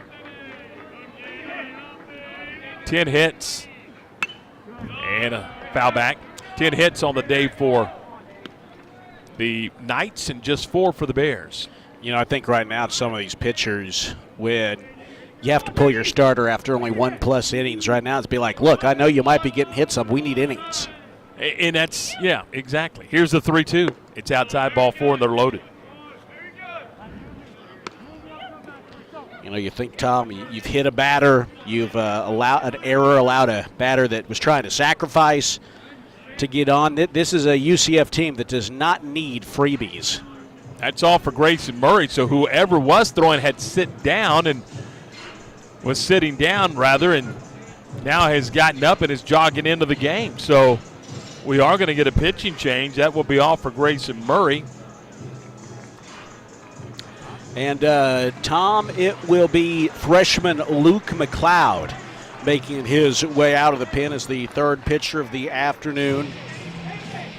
Luke McLeod out of Sour Lake, Texas. He's given the Bears some good outings this year, but he's struggled as the year's gone on. No decisions in 16 appearances, a .348 earned run average, but a .309 opposing batting average. In Big 12 play, that ERA is 6.75. He's a young guy who's stuff the staff thinks can develop into something, but like a lot of freshmen, it's been up and down. But right now, another opportunity for him to eat some innings and show him something against this good UCF team. Yeah, and he's going to come into the game in a really tough spot. He enters the game with the bases loaded. The only benefit for him is that he's facing the 8-hole hitter who is 0 for 2 today. But McLeod entering the game with the bases loaded. Now he's, in his previous outings, has entered the contest with, and he has inherited 11 previous base runners, and 4 of those 11 have scored. Not a terrible ratio. So show us something again, Strandham. Here again, you got to minimize. You know, right now you're not going to fault him if a run scores, but can he minimize? We shall see. Grayson Murray, 2 innings, a 3-hit, 1-run baseball, but the runners aboard are his responsibility, and he exits with nobody out. Not to just make it a really negative situation, but when the numbers tell the story to this weekend, Derek, I was just thinking it's 16-1. Yeah. UCF has played at 16 runs, where the Bears have only been able to find the pay station 1 time so far this weekend. Yeah, and I think we knew UCF, you know, they're up near the top of the Big 12 standings. They were in 4th place, tied for 3rd today. They're a good team. They've been ranked, but still you look at this and think, you know, you want to see the Bears, the fight, have better results than that. Here's Lodi's, the shortstop. He reached on an error in the first, struck out to end the second.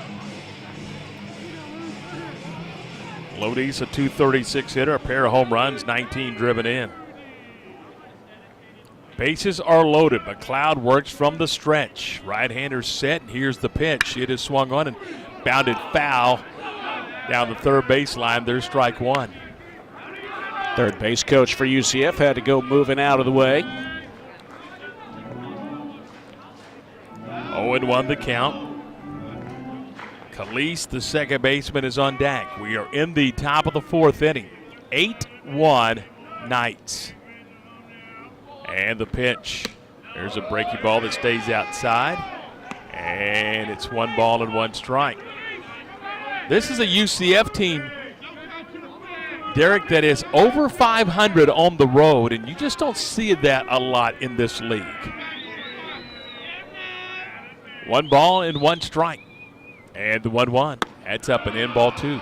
Well, I think you see the fight in them, Tom, a team that's lost multiple pitchers on which they were really counting on, some good hitters. Well, they still fight, and they're still going to make a regional. And they're playing well right now. I mean, they just come to town in a pretty good spot. Here's the 2-1. It's low, ball 3. They've won 7 of their last 11 ball games. So they're playing well, and the Bears unfortunately have dropped 8 of their last 11. 3 balls, 1 strike. And the 3-1 pitch. It's down low. Or is it? Yep, it is down low, ball 4. He's walked in a run. Borderline, but didn't get the call, and you needed a strike, didn't get it, and it's now 9-1. Everybody's going to move up a spot. That's going to be an RBI, by the way, for Lodi's. His 20th of the year. And here's the 9-hole hitter, Khalees, who's also 0 for 2. It doesn't get any easier when you turn this lineup over. These are guys you need to go get. First pitch is a fastball that's down and away, ball 1. Yeah, Khalees is hitting 125. You really got to get him.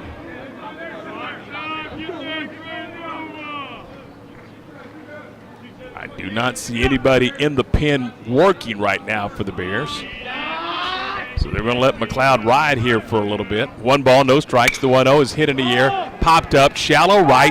Out goes Reebok. In comes Janusek, and Brady's going to make the grab. No tag. It just wasn't deep enough. There's the first out of the inning. Nice throw from Brady Janusek. We haven't got a chance to see him show off his arm very much this year, but you can see it's there. Teams probably aren't going to test him very much if that haven't already this year. And film of that throw gets out. They'll be reminded.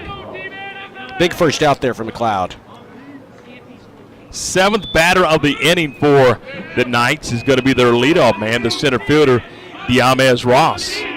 Ross has already got a pair of hits and 3 trips. This is his 4th plate appearance, and we're in the 4th inning. And the pitch to Ross is a strike, and it's 0-1. Tom, they had 11 men come to the plate in the first, 6 in the second, 4 in the third, but maybe hit the ball hardest in that inning of any. Hit some bullets right at people. Yeah. 0-1 the count to Ross. And the 0-1 from McLeod is roped back up the middle to the center field. Coming home to score is Moran. Rogers being waved around third. He's going to score, and it's a 2-run single for Diamez Ross, his 3rd hit of the day. And the onslaught continues for the Knights. Tom, I'm no expert, but it just doesn't seem like these Baylor pitchers are fooling them today. And that's 2 more RBIs for Ross. Derek, he's got 3 RBIs on the day, and we're in the 4th inning.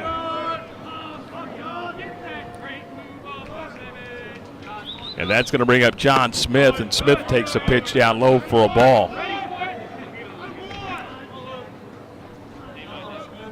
1 ball, no strikes.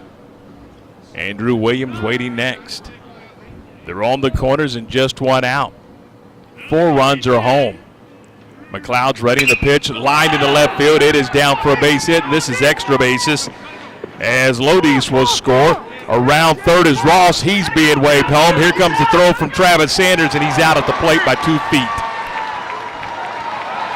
Good relay there between Perez and Sanders to get the second runner easily. Still a nice hit and a run across for UCF, but right now you'll take bright spots where you can get them, and that collaboration there between Perez and Sanders was really nice. It's an RBI double for Smith to make it 12-1, and Ross is thrown out 7-6-2.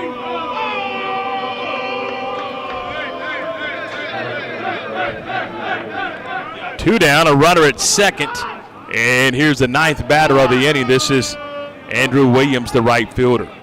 Williams is 1 for 2 today with a pair of runs scored in an RBI. 12 runs on 12 hits for the Knights. Here's the pitch. It's in there for a strike, and it's 0-1.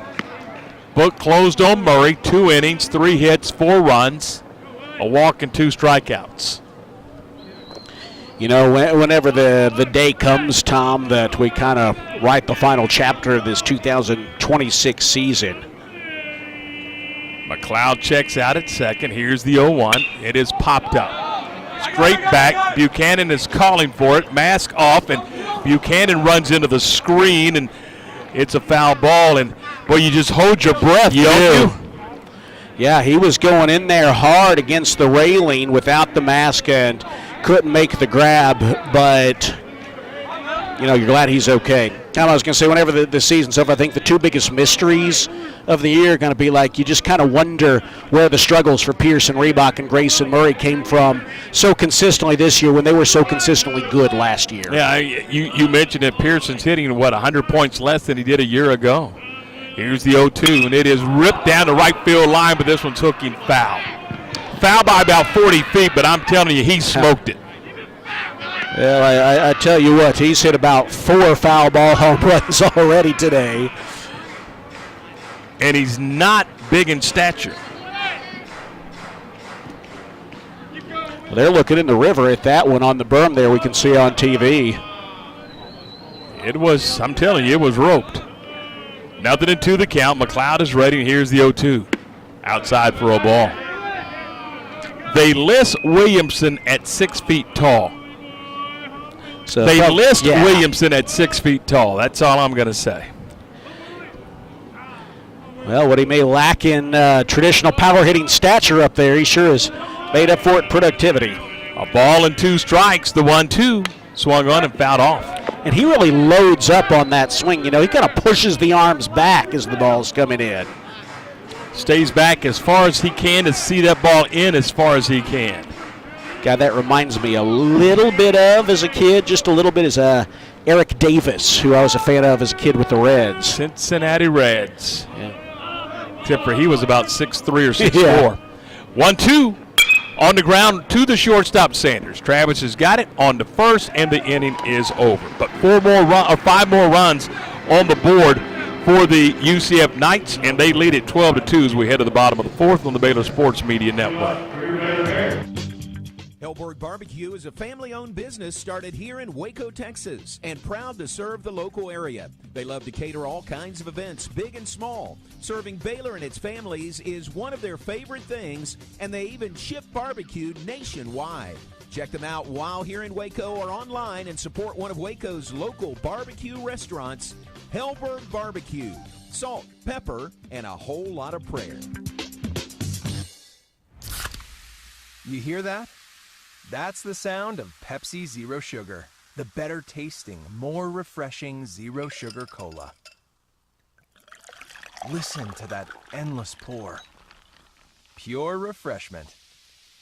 If it sounds this good, just imagine how it tastes. Oh yeah, so good. Pepsi Zero Sugar. Let your taste decide. You're listening to Baylor Baseball on the Baylor Sports Media Network. Well, it's a Saturday afternoon that UCF has just put up some really big, crooked numbers. 6 runs in the first to start the ball game. They added a run in the second, did not score in the third, and then in the 4th inning they have put 5 on the board. And Camden Wicker is out there with a 12-1 advantage. Baylor's lone run came back in the 2nd inning when Ty Johnson scored without benefit of a hit. Johnson walked, moved to second on a wild pitch, moved to third on a Buchanan fly out, then scored on the Reebok sac fly. Johnson, Buchanan, and Reebok here in the bottom of the 4th inning. Baylor trailing 12-1. They've been out hit today 12-4. First pitch to Ty Johnson's inside for a ball. Ty, transfer from McLennan, 5th-year guy. Hitting just .215 on the year with 16 driven in. 1-0 is in the air out to the center fielder. Diamez Ross is camped under it, makes the grab, and there's one down to start the home half of the fourth. And that'll bring up the Baylor backstop, Braden Buchanan.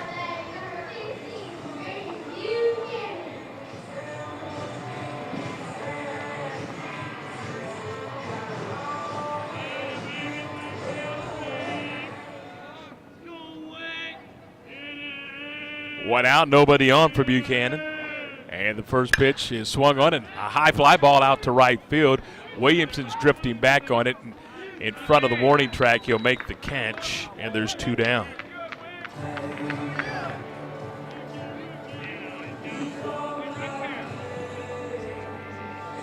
Two outs, and that'll bring up Reebok.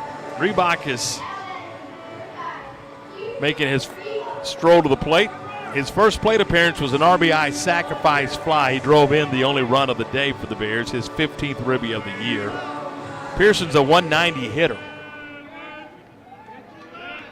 Left-handed stick against the right-hander Wicker. The first pitch is wide for a ball. Wicker throwing just his 61st pitch of the ball game, so they can ride Wicker as long as they so choose with a 12-1 cushion. Here's the 1-0. It is in the air out to the center fielder, Diamez Ross. He's got it measured, makes the grab, and the Bears go quietly in the fourth. On to the fifth we go. Derek will have it for you when we come back. It's the Bears trailing 12-1 on the Baylor Sports Media Network. If you need a trailer, Flat Rock Trailers has got you covered. From light-duty single-axle utility trailers to the big Tex tandem duals. We also carry a full line of enclosed cargo trailers. Is there a rubber roof at? We've got them. Need a dump trailer? Yes. Largest selection in the state. Oil field trailers? We carry a full line of big Tex trailers to handle all your needs. Trailer repairs? We repair all makes and models. We'll even rent you a trailer if you need to use one for a day. Flat Rock Trailers, your #1 source for all your trailer needs. Find us at flatrocktrailers.com. Proudly serving Texas since 2007. Magnolia Realty is a full-service brokerage and a trusted neighbor, bridging expert industry knowledge with integrity and kindness. Known for their award-winning agents, Magnolia Realty understands the dynamics of making the real estate journey your own and the importance of trust from contract to close. You can find their local agents here in Waco and across the state, including in Dallas, Fort Worth, Austin, San Antonio, and Temple. To get connected and learn more, visit magnoliarealty.com. Here's to home. You're listening to Baylor Baseball on the Baylor Sports Media Network.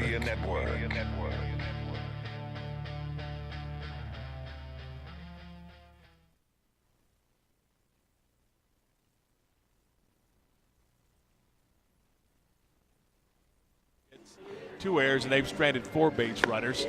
As we move to the 5th inning, the Knights who batted around will have the top of the order going here, and here's Derek. Hey, thank you very much, Tom. Luke McLeod back out there. Pitched a statistical inning last inning, allowed a run on 2 hits with a walk. Obviously, you can tell by the score the pitching has been a struggle today for the Bears, as it was yesterday. Yesterday, UCF did most of their damage in the first 4 innings off of starter Lucas Davenport, a rare rough start for him, and then the bullpen did pretty good, but today so far the Bears have really everyone who's sent out there has struggled as Skinner swings and misses at a high fastball from McLeod. The count is 0-1. 12 runs, 12 hits for the Knights. A run, 4 hits, and 2 errors. Pitch on the way, down and in. Hey, Bears fans, this baseball season, make Pepsi your go-to game day drink because it's the only drink for baseball watching. Pepsi, that's what I like. Proud partner of Baylor Bears baseball. Pitch is a breaking ball outside corner for a strike, and it's 1-2. McLeod, a true freshman, one of a number who have seen regular action for the Bears this year.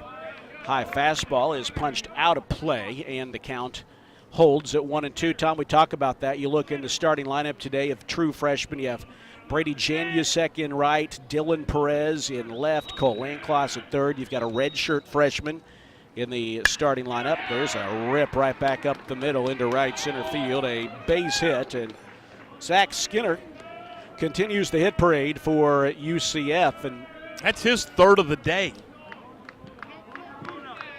Yeah, it's been outs have been hard to come by in this one. You know, you've got a redshirt freshman in Braden Bergman, Hunter Snow, also a redshirt freshman, true freshmen, Caldwell McFadden, Bo Caraway, Luke McLeod.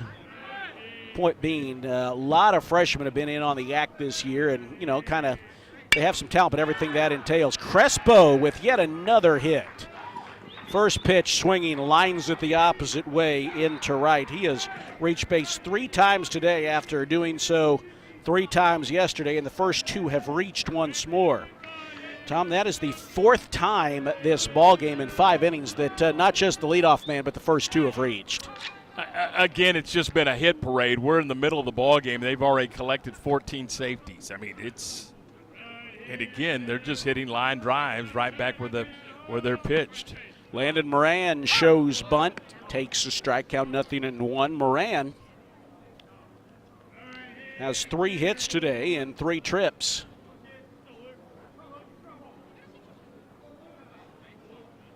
Left-handed batter with 2 on and none out. The freshman McLeod cuts it loose, and Moran lifts a foul. Out of play, third base side, and the count now 0-2.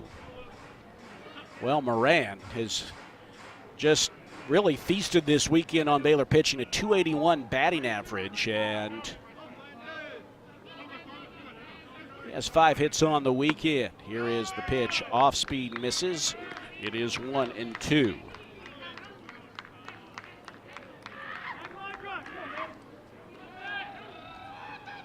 Six in the first, 1 in the second, 5 more in the fourth, and now UCF is threatening again here in the 5th. The pitch, a breaking ball fouled back. Just got a piece of it. And the count holds. 1 ball and 2 strikes. Warm afternoon here on the Baylor campus. Been a threat of rain over the weekend in the forecast, but we really haven't seen anything. 1-2. Moran lifts a fly ball back to left field. It's got Perez moving back towards the corner, and he puts it away for the first out.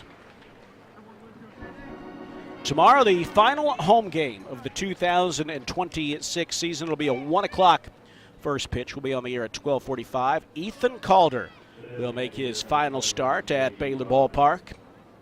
And it'll be on the road to Utah, Thursday, Friday, Saturday series. We'll help them open up their, they've already opened up their new ballpark, but it'll be our first visit to their brand new ballpark, America First Ballpark in Salt Lake City. J.D. Rogers, the batter, he takes a cut and tops a foul at the plate. The count is 0-1.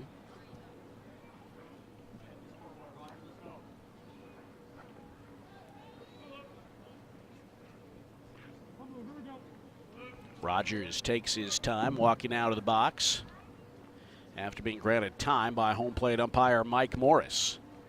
Looks like he may have caught his foot with that. Actually, that caught Braden Buchanan on the leg, and the pitch down and away. It's 1-1.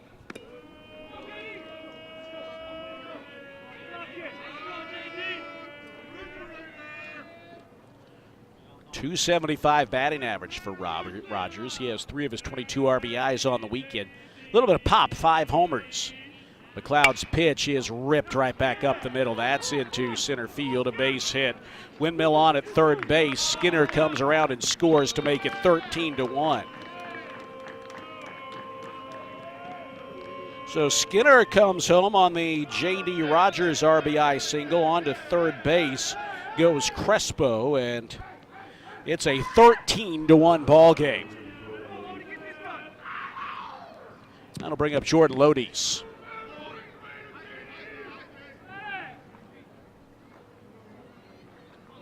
You mentioned Moran having a good weekend. In fact, in about a game and a half, he's raised his batting average a full 10 points. Here is the pitch inside to Lodies. And that'll do it. By the way, Tom, they have 15 hits on the game, 4 doubles, and just a lot of hard-hit singles. Correct. But obviously very effective as they're stringing them together. There's a fly ball golfed back to center field off the bat of Lodies. Ty Johnson has it. It should be deep enough to score Crespo from third, and it will be easily to make it 14-1. Lodies does his job there with a sacrifice fly as Crespo scores the second run of the inning. Second rib for Lodi's in the ball game out of the 8th spot. And they got a lot of guys. You know, you look, everyone in the lineup today, except for Braden Calise, has either a hit or an RBI. Let's keep him over in that regard, as McLeod's fastball was on the outside corner, strike one.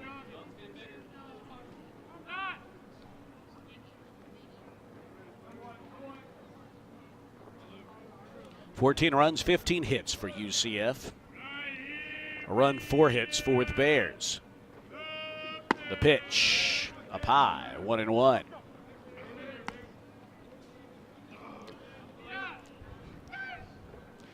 Tom, what do you say if this game gets any further out of hand, we put a headset on Bob Baker and talk to him for the last few innings? I don't know why not. I think that's if you agree. If you disagree, say something. No, yeah, 100%. I thought I'd go in there and hang out with John and Pat over on the TV side, and just see what it looks like from their chair. Let's. I mean, you can trust me and Bob over here. Bob and me. Here's the 1-2 pitch. Calise grounds it up the middle, but right on the run is Pearson Reebok moving towards the bag. He scoops it up and steps on the bag for the force of Rogers to retire this side. But 2 more runs for UCF. We head to the bottom of the 5th inning. It is now 14-1 in favor of the Knights on the Baylor Sports Media Network. From the Allen Samuels Dodge Chrysler Jeep Ram Studios, this is KRZI Waco, K222DC Waco, K265DV Temple, ESPN Central Texas. Hey there, campers! It's Jan from Toyota. Time to pack your bags and buckle your seatbelts, because this summer we're headed to Camp Toyota. And the fun starts Hey, Derek. now! I think I know about got a lot of things to talk about today. Jump in, campers. We're going off-roading in a powerful new 4Runner. Next, we're heading to the hot springs in a spacious Sequoia. Jan, what is that? Absolutely. Sulfur stinks. Now we're hitting the hiking trails in a rugged Grand Highlander. And finally, park your Tundras and Tacomas around the campfire, because we're roasting marshmallows. Free if you burn a few, folks. I brought a truckload. Your summer starts here. 2. Now, qualified buyers get 2.99% APR financing for 72 months, plus $1,000 subvention cash on a new 2026 Tundra. Dealer inventory may vary. Hitting Toyota dealer for details. Event ends June 1st. Toyota, let's go places. You're listening to Baylor Baseball on the Baylor Sports Media Network. It's 14-1 ball game as the Bears prepare to bat in the bottom of the 5th inning. UCF in commanding position to claim the series here on this Saturday afternoon, as they have put crooked numbers on the board at 3 of the 5 innings they've hit, and then a single run in another one. It'll be 9-1-2 due up for the Bears. Landclaw, Sanders, and Armstrong in the bottom of the 5th inning against Camden Wicker. Wicker has allowed just 1 run on 4 hits through 4 innings. Walked about it. The Bears have not struck out this afternoon. They pitch from Wicker, outside corner for a strike. It's 0-1.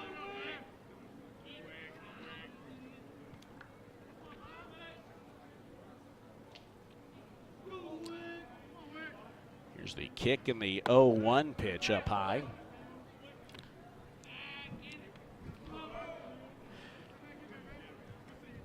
One and one.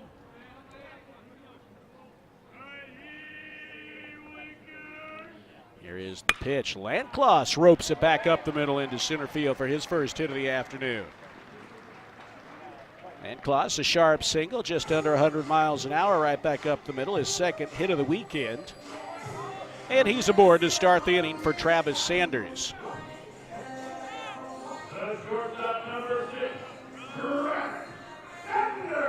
Here's Travis Sanders. Baylor with 5 hits today. He has one of them. His hitting streak is at 8 games. His on-base streak at 17 straight. Batting average at .366 with 5 homers and 33 runs batted in. This is game number 50. He has 70 hits, and he just misses the first pitch as he fouls it straight back into the netting. A fastball 0-1.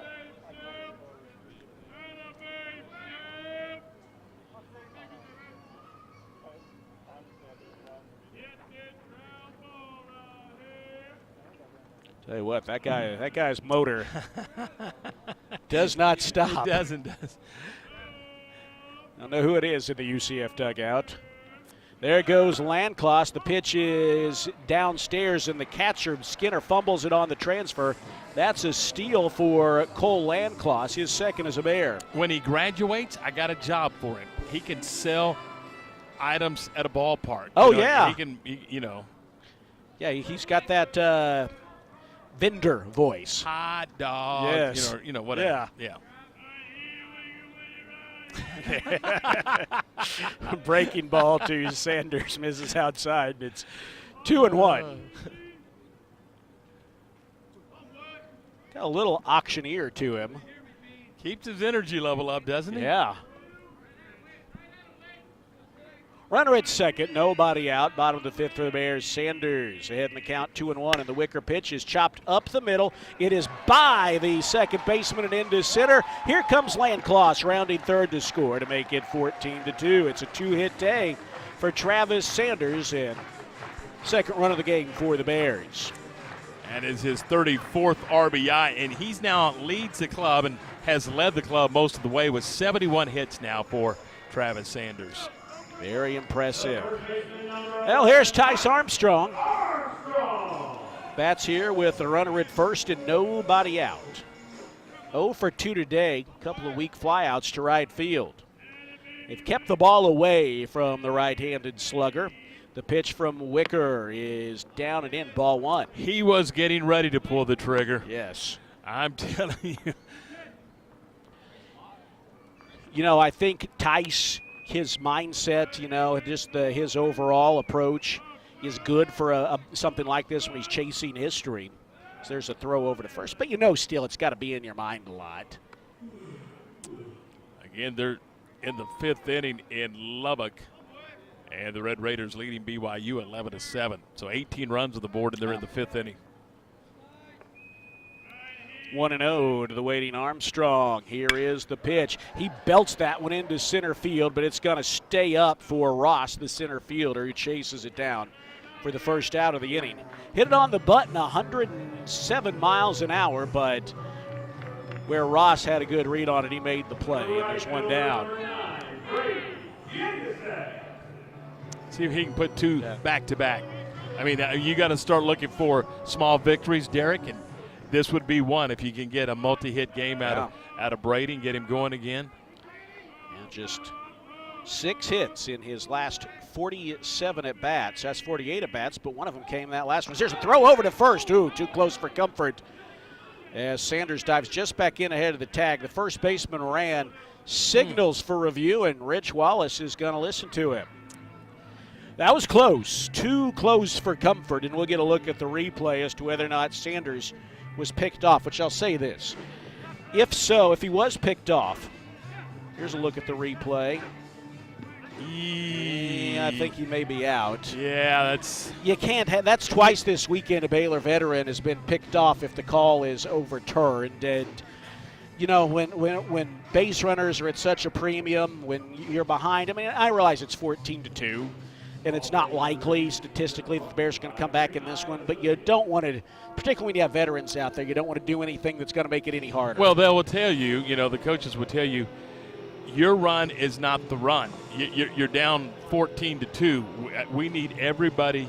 Yeah. I mean, it's station to station, really.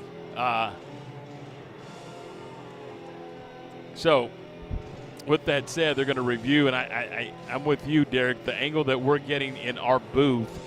And again, as we kind of wind down here on our home schedule, I want to tip my hat to Baylor Vision. I think Baylor Vision and what they're providing for ESPN Plus has been superb. Yeah. And I know we're here in Waco and at Baylor, but we've been all over the country. We've been all over the conference. Nobody's work is better than these guys right here. We went on replays. I tell you what, I got to think that you get a true replay here. And that's you a really get a good super compliment. slow-mo. I mean, you can get a super – I mean, we do some things here that is just not done anywhere else. And Again, all of the guys over at Baylor Vision for ESPN and ESPN Plus or whoever they may be working for that particular weekend, they do a superb job.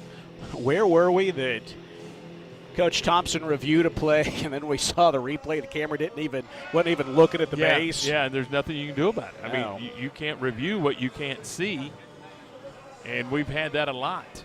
And Coach got charged. I almost think there should be a rule that says if the camera angle is insufficient. Does that go along with the 3-minute review? Well, my 3-minute review? Let's put this out there. We'll call it the Tom Barfield rule. I'm telling you, if you can't figure it out in 3 minutes, then you can't figure it out. All right, here they are. They're going to point to first. Out. The call is overturned. Yep. He is picked off. Boy, that's 2 of them this weekend by Baylor veterans, and hate to see that. Second out of the inning now. 1-3 on the pickoff by Wicker. And now Brady Janusek will bat with the bases empty and 2 away. Bottom of the 5th inning. Bears down by 12 runs. Here's the pitch. Fouled back, 0-1. Bergey's grabbed a bat and moved into the on-deck circle.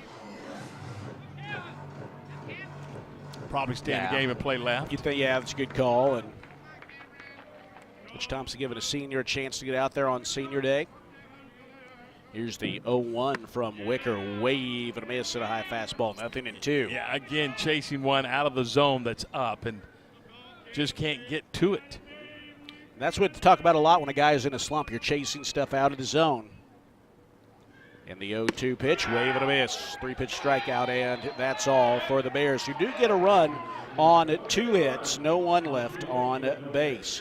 Tom will have the play-by-play when we come back. It's 14-2 UCF as we head to the 6th on the Baylor Sports Media Network.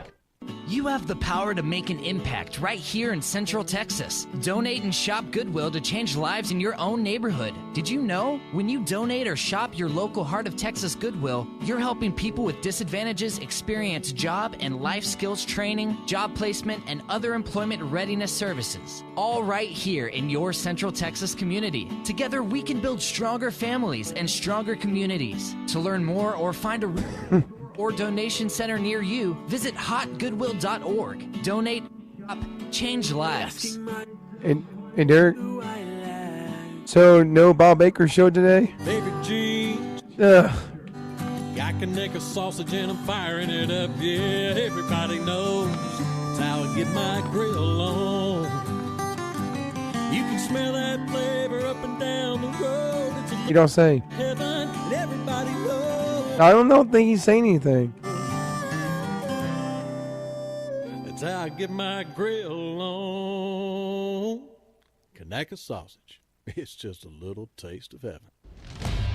You're listening to Baylor Baseball on the Baylor Sports Media Network.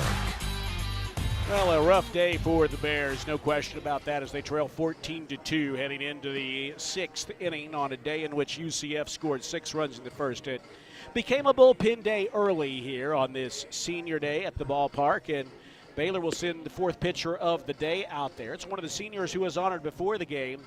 It is Cade Hansen, his first year with the Bears, transfer from Wisconsin Whitewater, the senior transfer from Smithson Valley High School.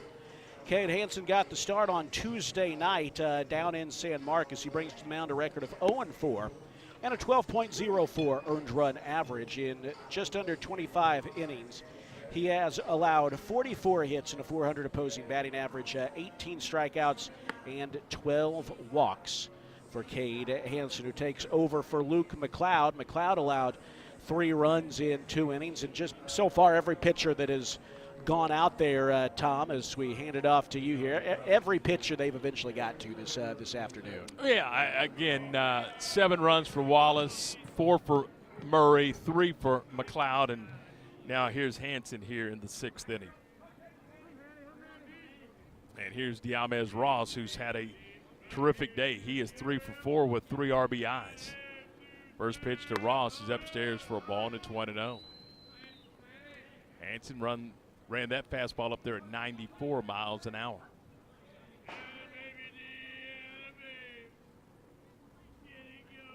1-0 the count. The 1-0 pitch is inside. Bergman has taken over in left field for the Bears.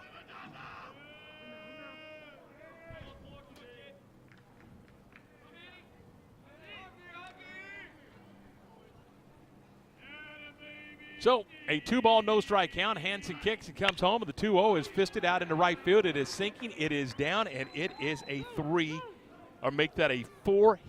day for Yamez Ross, and we are in the 6th. You know, their leadoff man, they count on him to get on base, and he's obviously done that. And his only out today was that hard shot towards first base that was caught by Armstrong.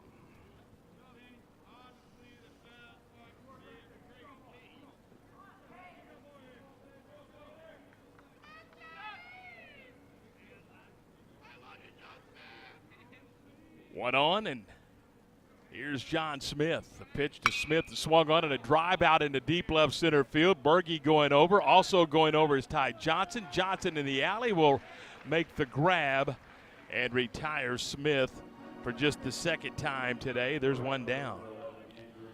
Well, that was well hit, but it's just a long, loud out, and right now you'll take those however you can get them.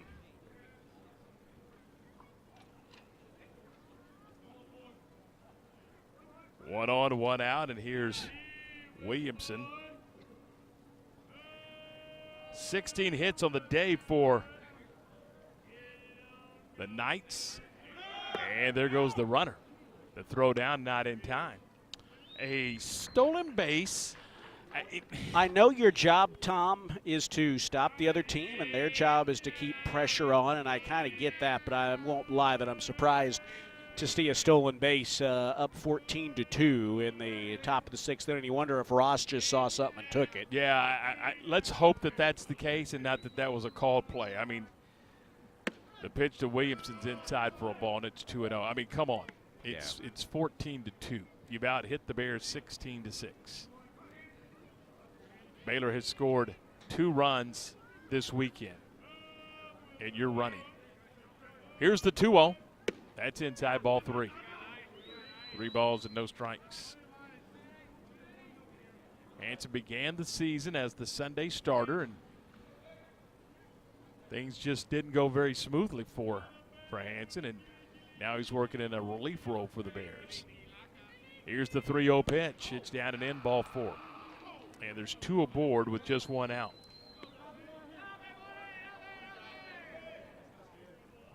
And that'll bring up the catcher, Skinner. Skinner's got 3 hits and 4 trips. He struck out his first time up in the first inning, and since then, single to right, single to right, single to center, 2 runs scored. Would you be surprised if he hits it to the right side of the infield? Maybe he's due to go the other way, yeah, statistically. Maybe. Ross at second. Williamson's at first. Here's the pitch. Checks a swing and a pitch down and away for a ball. Off-speed offering from Hansen at 78 miles an hour.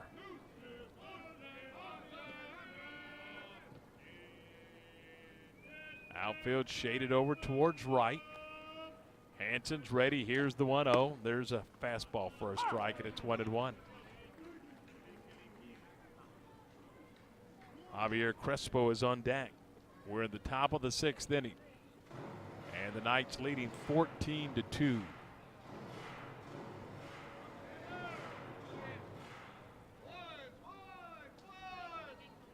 One ball, 1 strike, 1 out. And the pitch. There's a fastball on the corner for a strike, and it's 1-2. Again, the velocity's there for Hansen. Well, and that was on the corner. I think if he'd lived there more this year, it might have been a different story. He's got the equipment. 1-2 the count.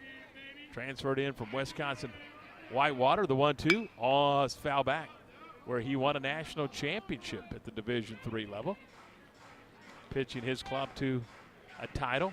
And every time I think about Wisconsin Whitewater, Derek, I think of football. I mean, they're an elite Division III football program. Elite. Yeah, maybe elite athletics across the board. Yeah. 1-2 the count. The 1-2 pitch is a breaking ball, and it's foul back.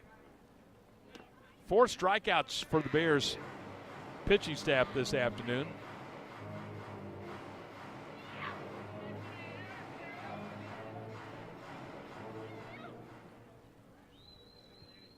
1-2 the count.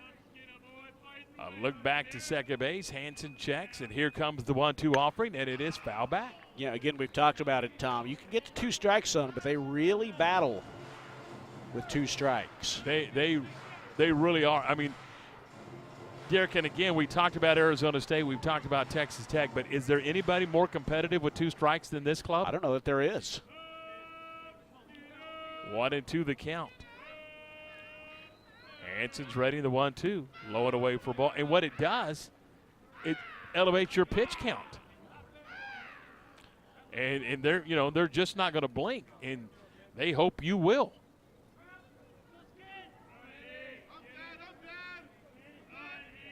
$14 runs on 16 hits. 2 runs on 6 hits for the Bears. Here's the pitch, and it's outside ball 3-3-2. Well, Tom, here we are in the top of the 6th inning. Baylor pitchers have thrown over 160 pitches on the day.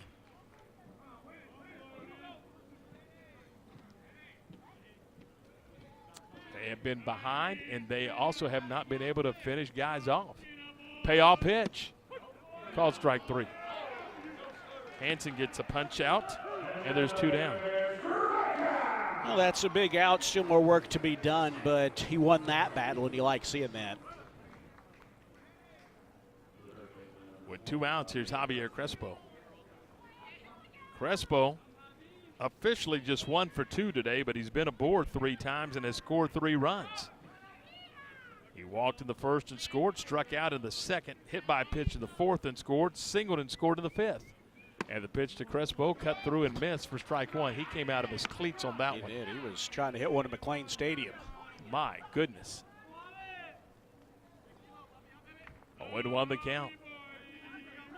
Runner at second is Ross. The runner at first is Williamson. There are 2 outs.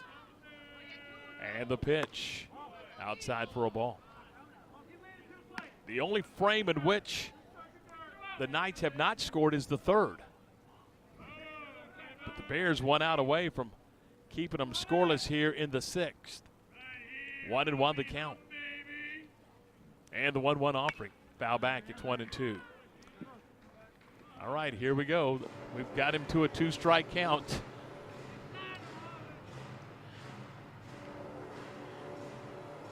Crespo on the year has struck out 22 times. You look, they have really no high strikeout numbers in the whole batting order. 1-2 the count. Hansen deals a 1-2 pitch, and it's fouled off. And away we go with the 2-strike situation again. I'll say this, and I, with all sincerity, I appreciate the fans being here, and they're going to take advantage of a beautiful day. Unfortunately, the ball game not the way the Bears want it to go, but the weather's cooperated. 1-2. It's up and in for a ball, and it's 2-2.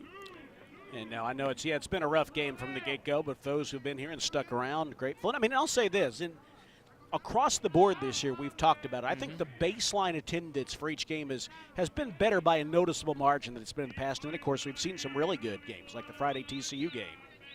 2 balls, 2 strikes with 2 outs and 2 on. The pitch is fouled off. He spoiled another pitch. And I think, honestly, that's the strength of their club, is foul off those tough ones, those quality pitches, and then look for the mistake and make them and make them pay for the mistake. 2-2 the count. Hansen, the right-hander, kicks and comes home. The 2-2 is a fastball called strike 3. That's right down Main Street. And the inning is over. No runs, 1 hit, 2 left. We go to the home half of the 6th. It is 14-2 in favor of the Knights. This is Bears baseball on the Baylor Sports Media Network.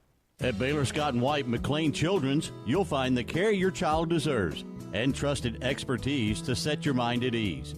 With a network of convenient pediatric primary and specialty care clinics and an advanced medical center, they offer a full range of pediatric care close to home.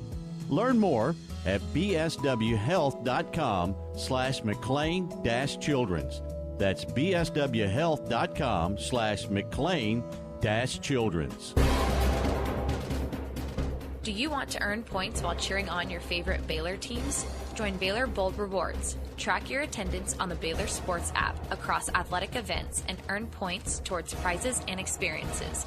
Download the Baylor Sports app or register online today at BaylorBoldRewards.com and start earning your points today.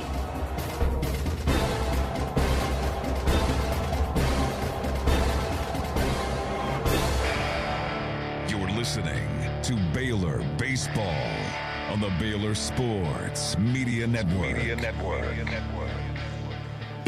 Alongside Derek Smith, I'm Tom Barfield. We're glad to have you with us. Bob Baker, our engineer, is in the studio, or in the booth as well. Back in our studios is Cameron Savoy. We're glad to have you along with us on a Saturday afternoon. Good to have Bob Baker back up here with us, Absolutely. Tom. He's been missed. Yeah. Caleb Bergman's going to lead it off. He'll be followed by Brighton Clemens and Ty Johnson. Oh, I beg your pardon. Hunter Snow has grabbed the bat. He's in the on-deck circle, and he'll probably hit for Brighton Clemens. Well, we maybe just give some guys some work mode here right now. This game on pace to end early, and we get some guys some work. So Bergie's going to climb in, a 133 hitter in limited action, right-handed stick, and first pitch to Bergie's down low for a ball. There is a new pitcher on the mound for UCF, I believe. It's still Wicker.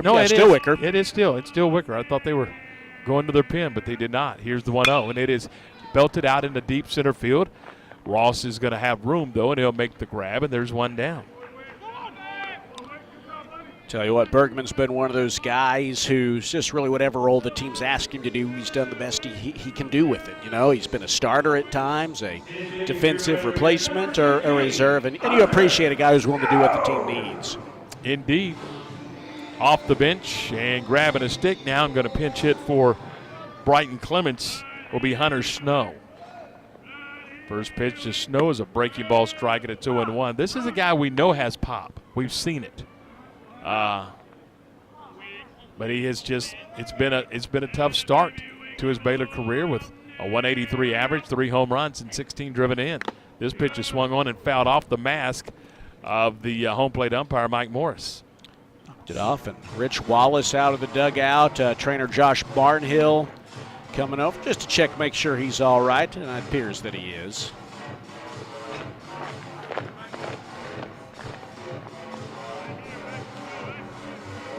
Nice job by Josh, making sure that Mike Morris is okay, and he is. Here's the 0-2, outside for a ball, and it's 1-2. Tom, when you were umpiring, did you ever catch one to the face like that? Oh, yeah. 1-2 the count. And the 1-2 just misses. It's 2-2. And I will tell you this, when you umpire, most of the time it will find a place where you don't have equipment. Yeah. And you're like, how did that happen? Yeah. Here's the 2-ball, 2-strike count. The 2-2 is foul back. It remains 2-2. Ty Johnson's on deck. We're in the bottom of the 6th, game 50 of the year. Tomorrow afternoon, these two teams will conclude this series at 1 o'clock, and then, Derek, a short week and no Tuesday game. No Tuesday game, yep. And then a quick trip out to Salt Lake. The 2-2's high for a ball, and we'll play Thursday, Friday, and Saturday. You and I will head back.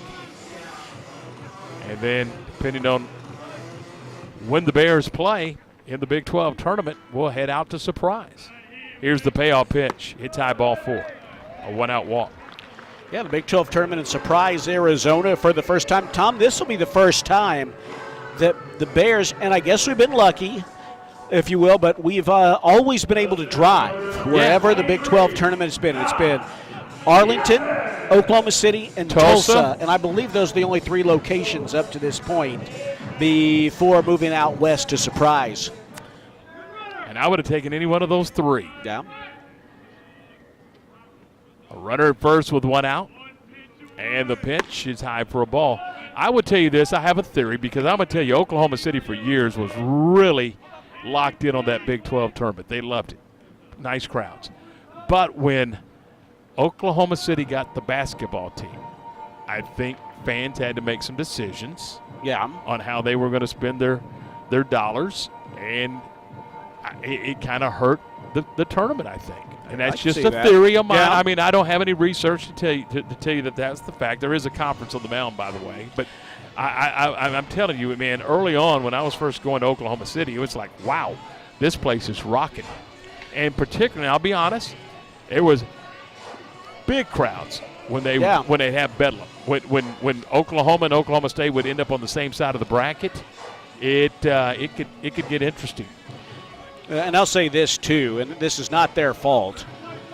The last few times I was there, weather played a massive role in just butchering the schedule up, too. I can see that. 1-0 the count. The 1-0 pitch is a high fly ball out into center field. It's Ty Johnson's first ball hacking.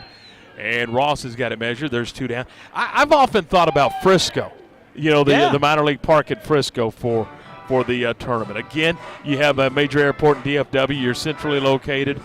With your friends to the east, friends to the north, friends, in Texas. I really believe that Frisco would be a great place to host that tournament. I would not disagree. Yeah, a lot of hotels right there. Yep. 2 down, and here's Buchanan. First pitch of Buchanan is outside for a ball, and it's 1-0. 2 outs and 1 on for the Bears. They trail 14-2. They've been out hit 16-6. Yeah, and fans may not know this, but why Surprise, part of the reason is there was already a relationship with the Rangers with Globe Life, and Surprise is their spring training home.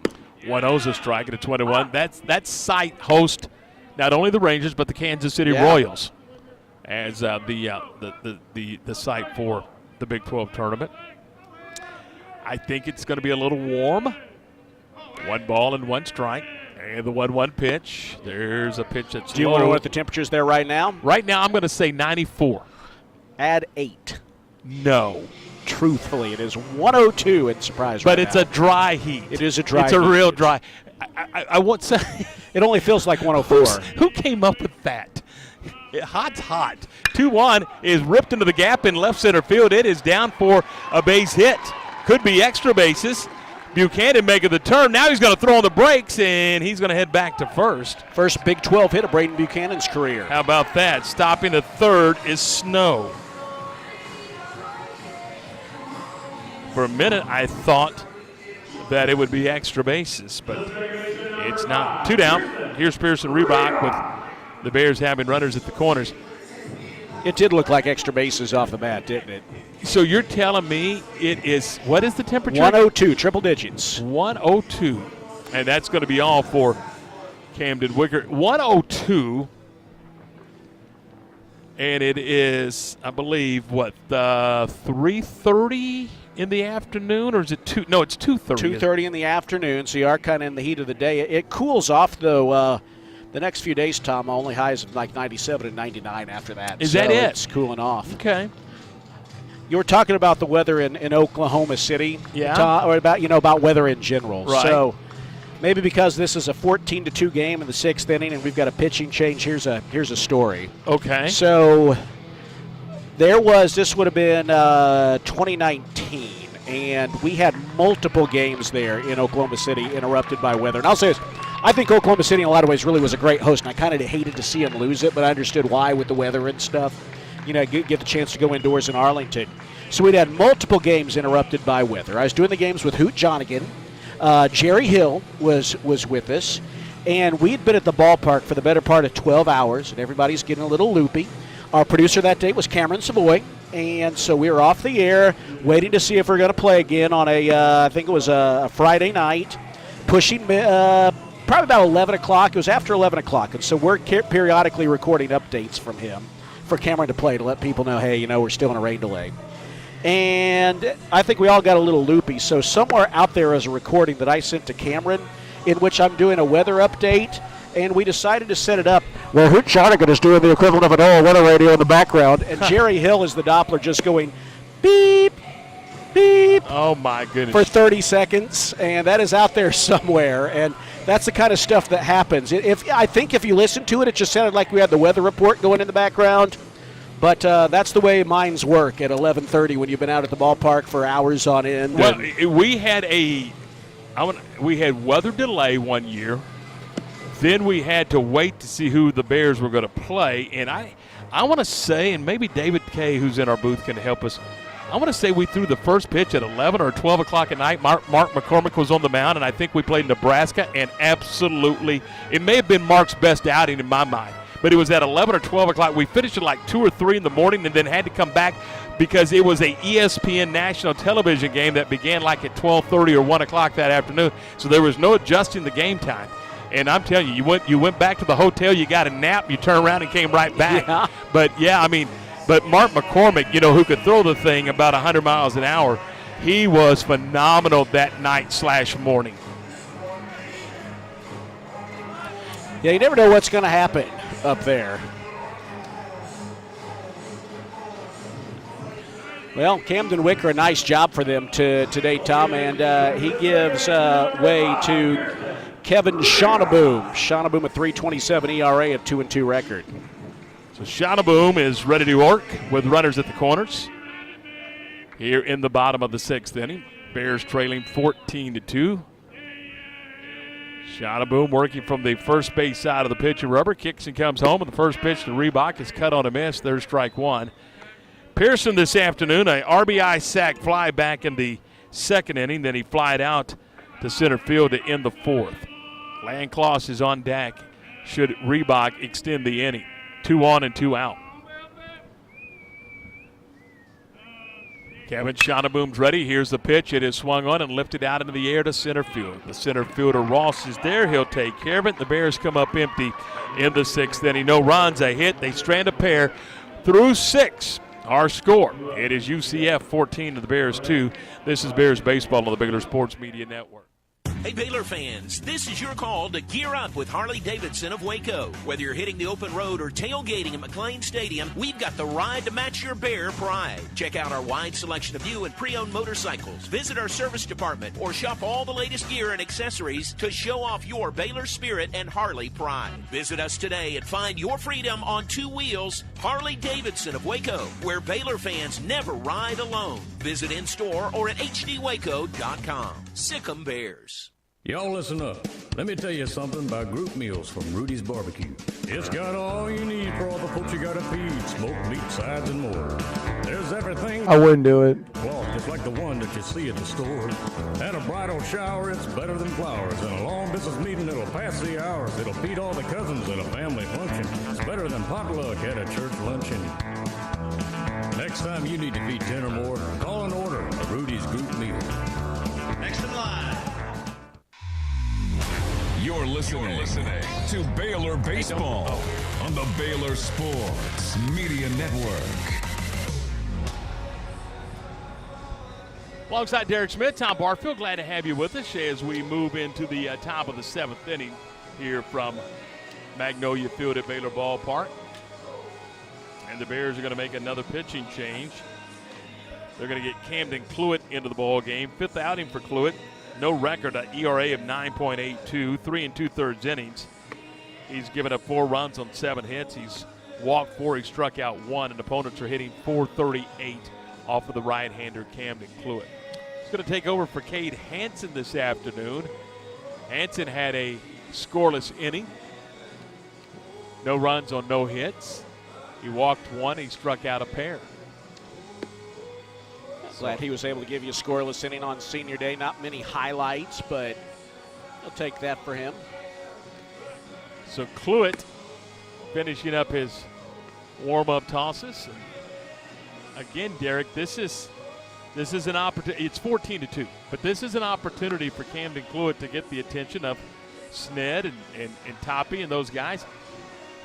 If you're going to make any kind of noise in the Big 12 tournament, it's going to be with more than 4 or 5 pitchers. It just is. You just can't maneuver through all of those ball games in a short window without having some help.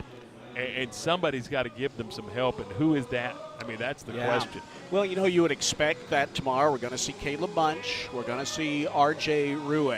Thought Charlie Atkinson gave you a nice outing yesterday after really struggling as of late. You're going to need some other guys to step up and do the same.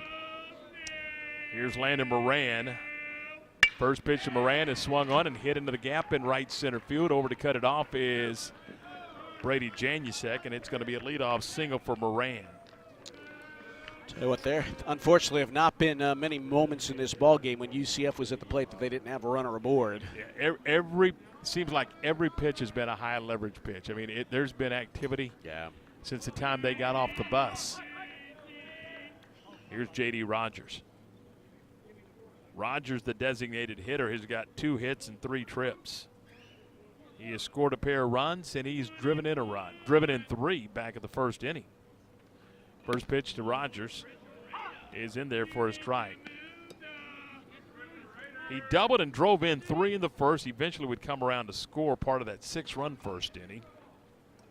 Grounded into a fielder's choice in the second, walked and scored in the fourth, and singled in the fifth. Takes a strike here, and it's 0-2.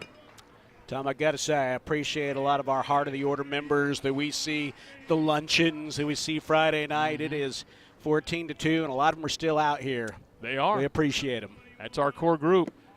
0-2 pitch, cut on a miss. Good breaking ball from Cluett. There's a strikeout.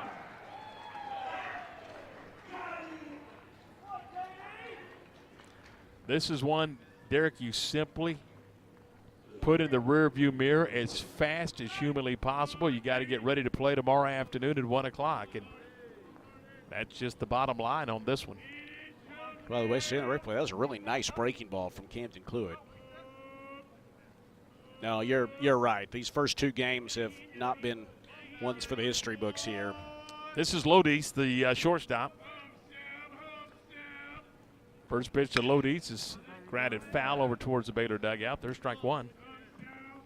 Lodis reached on an error in the first. Struck out to end the second.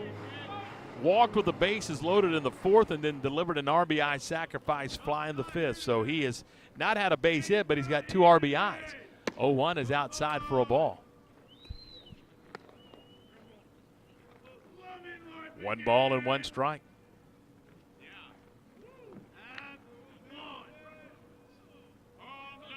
To the stretch goes Cluett. And the pitch up and in. Well, that buzzed the tower. That sent Lodi spinning out of there. And it's a 2 ball and 1 strike count. Final game at Magnolia Field at Baylor Ballpark coming your way tomorrow afternoon at 1. 2-1 pitch is on the ground into left field. There's a base hit. Stopping at second is Mason. Or Moran, rather. Boy, 18 hits on the afternoon for UCF, and we're only here in the top of the 7th inning. I want to double check. That may be close to a season high allowed by the Bears. And it is, in fact, a season high allowed. Previous high was 17 in the Saturday game against West Virginia.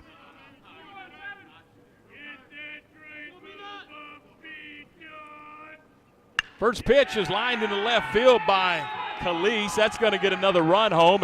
Well, here comes the throw to the plate, and it is not in time. Pretty good throw from Berge out in left field, and the tag just a tad bit late, and sliding in is Moran with the 15th run of the afternoon on the RBI single by Khalees. Yeah, that throw was on line from Bergman, but just a little bit high, and missed enough to make it just that tag a little late from Buchanan. Now it's back to the top of the order for Diamez Ross. Lodi stops at third. Khalees with the RBI, his 3rd of the year. And it is 15-2 on the 19th hit of the afternoon. First pitch to Ross misses for a ball, and it's 1-0. Tom, I want to institute a new Big 12 rule that when you are up by more than 10 runs, your dugout becomes a place of silent reflection. Silent reflection. Yeah, well, that's a good way to put it. 1-0 is wide for a ball. It's 2-0. Yeah, that guy, he is. Yeah. Is he grading on your last nerve? Oh, I don't know. You know what? I'll say this. I imagine he gives his team a lot of energy. Yeah, I'm sure he does. But that's something. 2-0 the count. And the 2-0 to Ross is lined back up the middle. It's in the center field, and that's going to produce yet another run. On the 20th hit of the afternoon, jogging home is Lodice, and it's 16-2. That's 5 hits for Diamez Ross today. Is that not ridiculous? That'll ignite the batting average. Yeah. I mean, that may well be a career high for him. In fact, it likely is. And he's almost 6 for 6. He had that rip to first base that was caught. So they're on the corners, still just 1 out, and here's the pitch all the way to the backside, which will produce another run on the wild pitch. Is coming home to score is Calise, and it's 17-2. This is rough, Tom. Moving down to second on the wild pitch is Ross.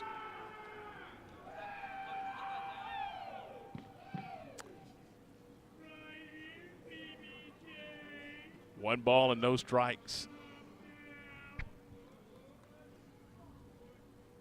Ross at second. 1 out. And the 1-0.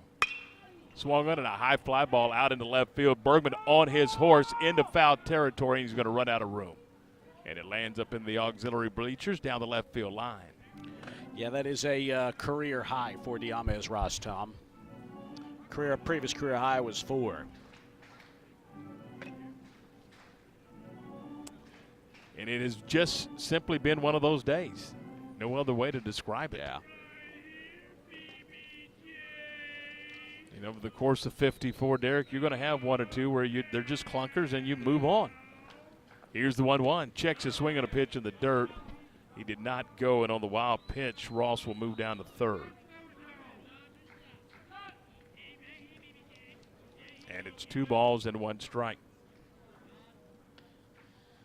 Yeah, Tom, the 17 runs allowed by the Bears today, also a season high.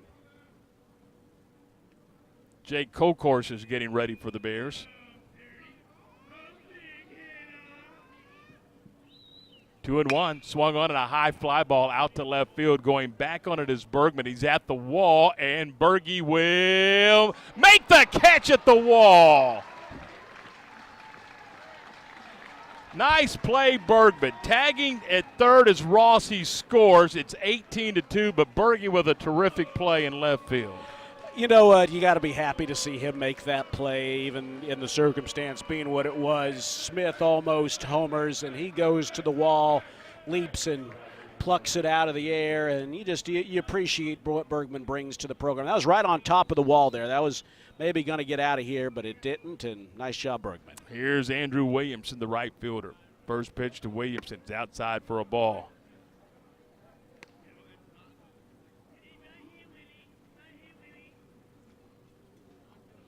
One ball and no strikes. Here's the 1-0 pitch. It's outside for a ball.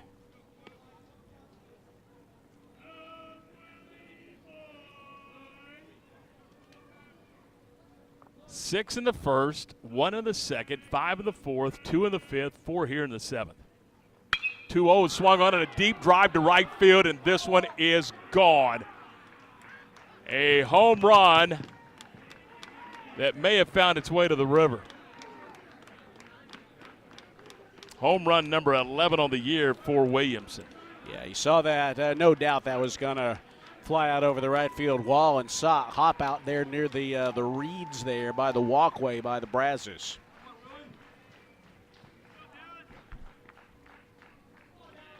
#21st hit, Derek, and it's 19-2.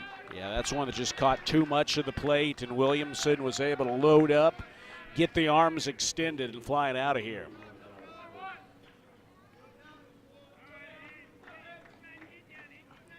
So with 2 outs, here's a swing, here's a drive, and there's a ground ball into the right field corner. This is extra bases for Zach Skinner, the catcher. And actually a pinch hitter stepped in and did that. He sure did. That was Dallas Brooks. I beg your pardon. Dallas Brooks hitting for Skinner.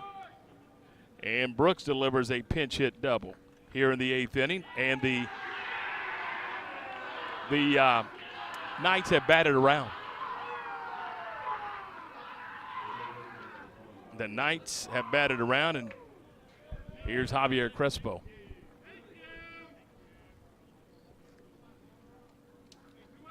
Cold course, I believe, is ready if needed.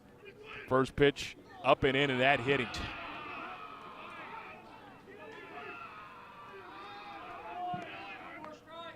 Well, it's been a rough inning for Camden Cluett, and now Landon Moran will bat for the second time in the frame. Second time today that the Knights have batted around.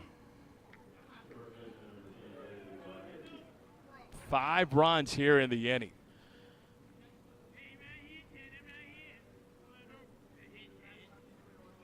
First pitch on the way to Moran, misses for a ball. It is 1-0. And right now, it's a tough deal, but you really just need Cluett to get out of this inning. And the ERA's taking a beating, but that's what irrelevant. you gotta at do. this That's point. the job you're asked to do. Here's the 1-0. Breaker up and in, ball 2. 2 balls and no strikes.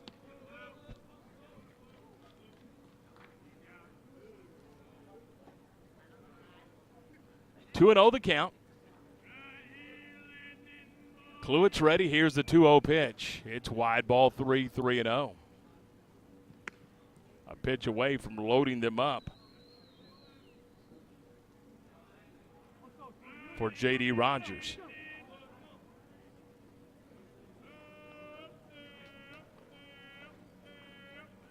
And the pitch, down and in, ball 4.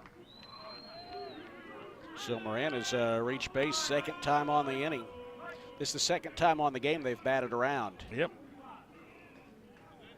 Batted around to start the game in the first. Sent 11 to the plate in the first inning. This is the 11th batter to come to the plate here in the 7th inning. And we're going to get a pinch hitter. And we're going to get a conference on the mound. Luke Matola will pinch hit. He is the son of an all-time UCF great, Chad Matola. And he's going to get a chance to hit as the Sean Snedeker mound visit looks brief. Tom, here's a story about his dad, Chad Matola. As a Cincinnati Reds fan, the Reds drafted Chad Matola with the 4th overall pick in the 1992 draft. The number 5 overall pick was Derek Jeter. How about that? Reds took the wrong guy. Took a flyer. Yeah. Here's Matola. One official at bat for Matola, and he takes a strike at a 2-1. Left-handed bat against the right-hander, Cluett. I mean, every team has a story like that, right? Yeah. Everyone has we coulda, we shoulda. Yeah. Yep, indeed. That's probably the Reds' all-time win. 0-1. The 0-1 pitch is down and in for a ball. Did he check his swing? He did not. He went around, so now Matola's in a hole at 0-2. Just his second plate appearance. He's a freshman. Deep in the box on the left side against Camden Cluett. The 0-2 pitch is on the ground to Cluett on one big hop. He'll underhand to first, and the inning is over. But damage done. 5 more on the board for the Knights, and we reach the middle of the 7th inning, and it's 19-2 UCF, and Bears baseball continues in a moment. Baylor fans, ready to keep it cool this season? Ice and Easy delivers premium ice lightning fast. From tailgates to restaurants, construction sites, concerts, and races, Ice and Easy has you covered. Game day or this way. And your spirits bold. Ice and Easy. We deliver, you chip. Sure. Proud supporter of the Baylor Bears. Hellberg Barbecue is a family-owned business started here in Waco, Texas, and proud to serve the local area. They love to cater all kinds of events, big and small. Serving Baylor and its families is one of their favorite things, and they even ship barbecue nationwide. Check them out while here in Waco or online and support one of Waco's local barbecue restaurants, Hellberg Barbecue. Salt, pepper, and a whole lot of prayer. You're listening to Baylor Baseball on the Baylor Sports Media Network.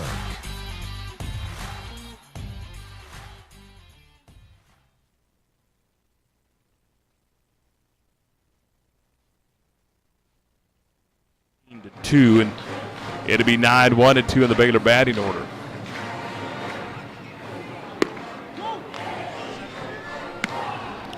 Well, wouldn't be surprised to see. It looks like Landcloss is going to go out there, but maybe some more pinch hitters, opportunity to get a guys an at-bat in. So Kevin Schottenboom is scheduled to face Landclaw, Sanders, and Armstrong.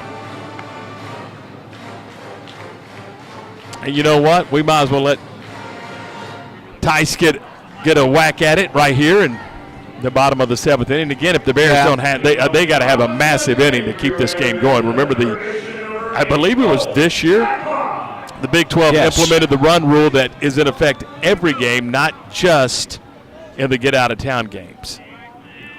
So here's Landcloss to lead it off. Cole's got a hit and 2 trips. 22 hits to 7.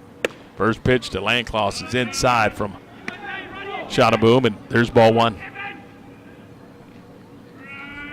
Cole has raised the average to 192 with 3 runs driven in. Here's the 1-0. It's up and in, ball 2. Well, Tom, the Bears, tomorrow with Ethan Calder on the mound, final home game of the regular season. Right now, you just want to see them play better than this. Outscored on the weekend 27-2. And UCF is good, but that's a margin that this team's better than. 2-0 hit him. Schottenboom hits him in the back, and down to first goes Landcloss. And that'll bring up Travis Sanders. Sanders has got a couple of hits, and, when you start looking for bright spots, Travis has extended a hitting streak to 8 games, and he's a guy that just really has continued to swing a nice bat. Very consistent throughout the year. The average at 370 with 5 homers and 34 driven in. Easily the most consistent guy on the squad this year at the No plate. question. And he gets a lot more opportunities being in that leadoff spot. Here's the pitch to Sanders. It's upstairs for a ball. 12:45 tomorrow afternoon, 1 o'clock for the first pitch as we conclude the 3-game set with the Knights. Final game at home of 2026. Come on out and have some fun with us. 1-0 the count, the 1-0 pitch, swung on a miss, couldn't catch up to that one, and it's 1-1. That was an elevated fastball, and Travis just couldn't get to it. Evens the count at 1 ball and 1 strike.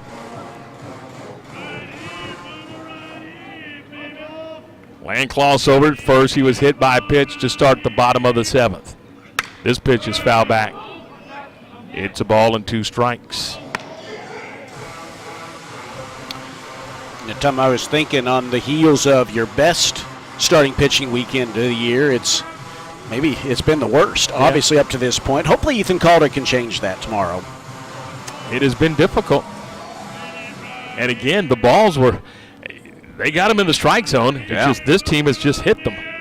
Here's the 1-2, foul back. You think last week through 2 games you'd got 16 innings from your starting pitchers. No, 15 innings from your starting pitchers, and at this point in the series. And today, this weekend, has only been 5. 4 from Davenport and 1 from Wallace. Honestly, with this club, the way it's constructed, that's not a good formula. Yeah. This club has got to be able to get starting pitching. 1 ball and 2 strikes. And the 1-2. It's tied for a ball, and it's 2-2 to Sanders.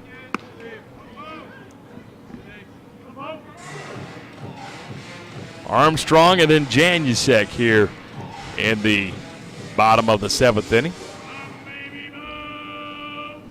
2 balls and 2 strikes to the Baylor shortstop. Here's the 2-2 pitch. It's up and in, ball 3. There is a right-hander getting ready for the Knights out of Orlando, Florida. We made the trip over there last year, and good trip. Yeah. It's been funny so far. This has been a series that the road team has won every time. 3-2. Swung on a miss. Struck him out on a high heater. Again, that one was upstairs, and Trav couldn't get to it. And that's, I believe, the first strikeout for UCF pitching today. One other from Wicker. He struck out Janusek. Oh, that's right. 5th, yes, but that's not been the problem today. Nope. Here's Tice with one on and one out. And Shauna Boone's first pitch is swung on and fouled back. There's strike one. Yes, this is the third time these two teams have met as Big 12 rivals. UCF won here 2 years ago. Then Baylor won there last season. And barring the unthinkable. It wasn't last year. Wasn't that the last game? Yes. The last weekend of the regular season? It was. 0-1 the count. And the 0-1 pitch. It is ripped into center field. There's a base hit for Tice Armstrong, and he's got an 8-game hitting streak. Hard hit, 96, right back up the middle.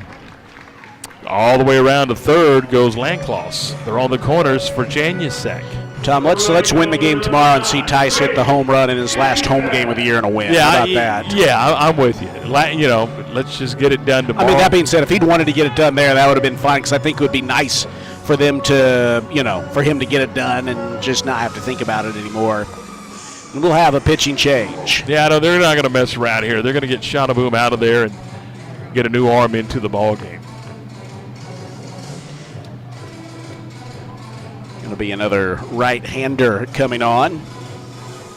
And maybe Brady Janusek can finish the day on a positive note. He's 1 for 3. He's going to get another crack at it. Against a new arm here, Tom, for UCF, and it is a right-hander, Zachary Malvasio. Malvasio, a freshman who is listed as an outfielder on the roster, but he will pitch the fifth time he's been out there. He has yet to allow a run in 2 2/3 innings. So, little used two-way player getting an opportunity for UCF to try to close this game out. Yeah, they're looking for 2 outs and a run rule victory here. And if it happens, I believe this will be the third time the Bears have been run ruled in Big 12 conference play. You're right. West Virginia was 1, and Cincinnati the other. Now Basio heating up.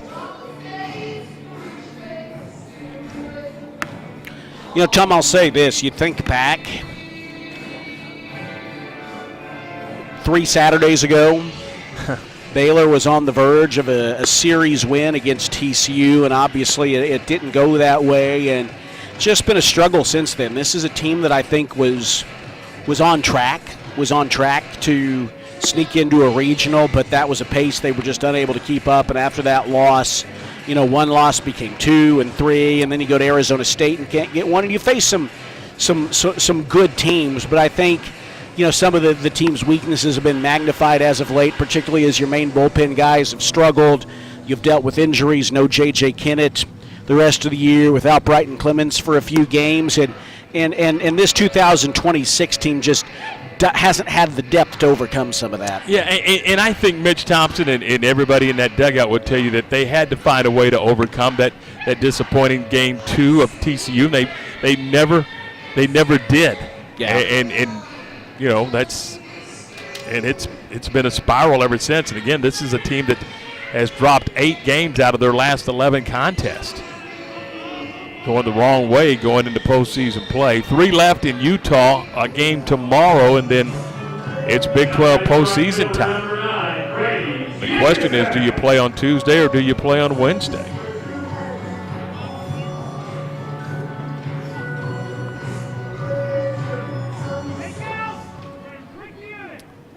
It's a slugfest in Lubbock, 12-11 Tech in the top of the 7th. First pitch on the way to Janusek is in there for a strike. It's 0-1. 24 hits and 23 runs between those two teams, and they're in the 7th inning. Just a normal day in Lubbock. It is just a normal day at Dan Law Field. 0-1 the count. Here's the pitch. It is chopped foul. Brady just could not wait on that one to get there and fouls it off, and it's quickly 0-2. Conference leader Kansas dropped again at home. West Virginia wins 5-2. They win the series. They'll go for a sweep on the road at first place Kansas tomorrow. The 0-2 is foul back. Well, Kansas was in prime position to win the Big 12 regular season title this weekend, but West Virginia's had other plans. They're going to make them wait till the final week of the regular season if they're going to do it. TCU's helping the Bears out. They beat the Utes today 3-1, but the Bears unable to take advantage of it. 0-2 the count. And the 0-2 pitch. Swung on and fouled back. Landcloss at third. Armstrong is at first. 1 out. Baylor got a run in the second, 1 in the fifth, and that's it today. Here's the 0-2 pitch. Swung on a miss, struck him out on a breaking ball away, and that is the second strikeout for Brady today. And the Bears are down to their final out. It'll be Bergman. Bergman flied out to center field his first time up. So the senior Caleb Bergman on senior day climbs in. Right-handed stick facing the right-hander, and the pitch is low and away for a ball. And let's see if he can bring home a run on senior day. Not going to likely have any material impact on the final, but I'd like to see him finish perhaps his last home at-bat strong. Malvacio is ready. A check on the runners, on the corners, and the pitches. Line into left field. It's a base hit for Caleb Bergman. Jogging home to score is Landcloss. And Caleb Bergman with an RBI single. Yeah, good for him. Absolutely. Armstrong will stop at second.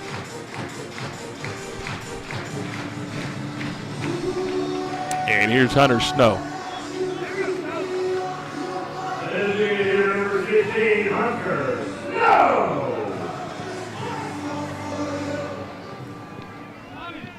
Snow walked his first time up.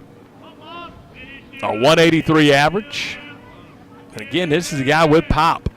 This pitch is up and in for a ball. He's got 3 home runs in 93 at-bats. I mean, that 3-run homer he hit in the 8th inning against Ole Miss, still one of the biggest hits of the year.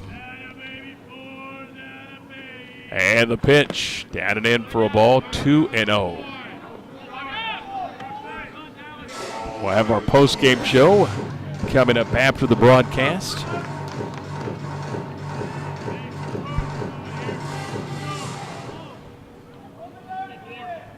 Two balls, no strikes with 2 on and a run home for the Bears. They trail 19-3.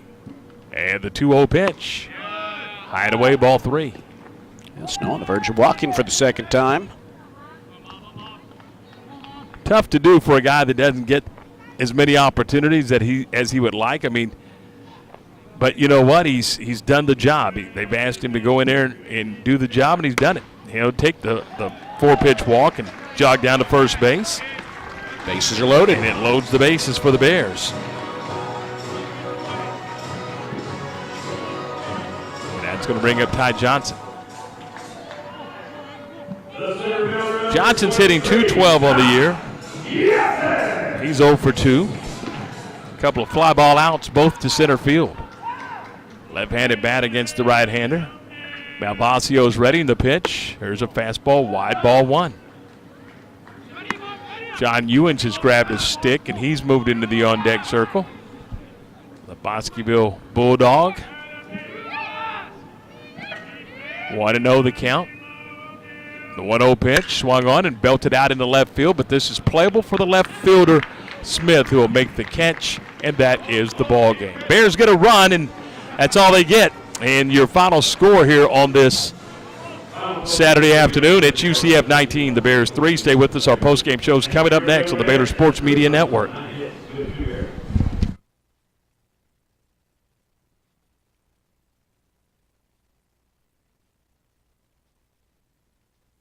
Hey there, campers! It's Jan from Toyota. Time to pack your bags and buckle your seatbelts because this summer we're headed to Camp Toyota. And the fun starts now! We're kicking things off by kicking I gotcha. mud. Jump in, campers. We're going off-roading in a powerful new 4Runner. Next, we're heading to the hot springs in a spacious Sequoia. Jen, what is that smell? Sulfur stinks. Now we're hitting the hiking trails in a rugged Grand Highlander. And finally, park your Tundras and Tacomas around the campfire because we're roasting marshmallows.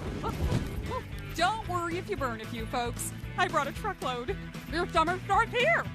Right now, qualified buyers get 2.99% APR financing for 72 months, plus $1,000 subvention cash on a new 2026 Tundra. Dealer inventory may vary. See your participating Toyota dealer for details. Event ends June 1st. Toyota, let's go places. From the Allen Samuels Dodge Chrysler Jeep Ram Studios, this is KRZI Waco, K222DC Waco, K265DV Temple, ESPN Central Texas. This has been live coverage of Baylor baseball. Now, it's time for the post-game show. Brought to you by Bubba's 33, scratch-made, food for all. Golf Hey, Derek. Toyota. Hey, when is Winning Us supposed to be here? Baylor Scott. This coming Thursday? Official Dadgummit. care system of Baylor Athletics. Sure. Your way. Premier. Oh, man, I can't because I got to do a baseball game with you guys. Barbecue, the home of real Texas barbecue. Stay tuned as we break down the game, listen to highlights, talk with Coach Thompson, players, and more. All coming up on the Baylor Sports Media Network. Back here at the ballpark where the Knights of UCF claimed the series in run rule fashion with a 19-3 win over the Bears. It is the most runs and hits Baylor has allowed in a single game this year. 19 runs for UCF on 22 hits, and they stranded 12 men on base. That paints the picture for you of what this game was like today. Baylor, meanwhile, 3 runs, 9 hits, 2 errors, 9 men left on base. Tom Barfield is down on the field with head coach Mitch Thompson. All right, Derek, thanks so much. Ready for tomorrow? Yeah, there's not much that happened good to start with, and we couldn't stop them. And give Central Florida credit; they swung the heck out of the bats. They made it look easy. When we got down, we couldn't get back in the game, and then it got out of hand, and now it's not going to happen. So disappointing. Give Central Florida the credit. Zach was able to get to 2 strikes, just could not get to that third one. Yeah, couldn't get the third one for sure, and they squared up some balls and hit about six balls opposite field, and just rockets, and it was obviously his worst outing of the year, and he feels terrible about it, like everybody else does. But not a good day. Final home game tomorrow here at Magnolia, and you'll hand the ball to Ethan. Yep. Ethan Calder will get it. We held on to as many of our top bullpen arms as we could so that we can have a shot to get into tomorrow's game, and we plan on trying to do that. Thanks, Coach. Thank you. Post-game comments of Mitch Thompson back upstairs.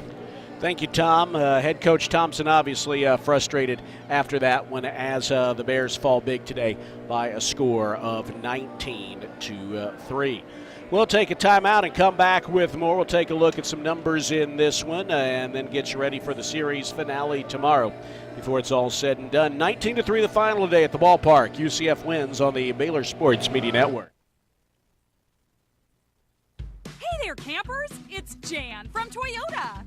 Time to pack your bags and buckle your seatbelts because this summer we're headed to Camp Toyota. And the fun starts now!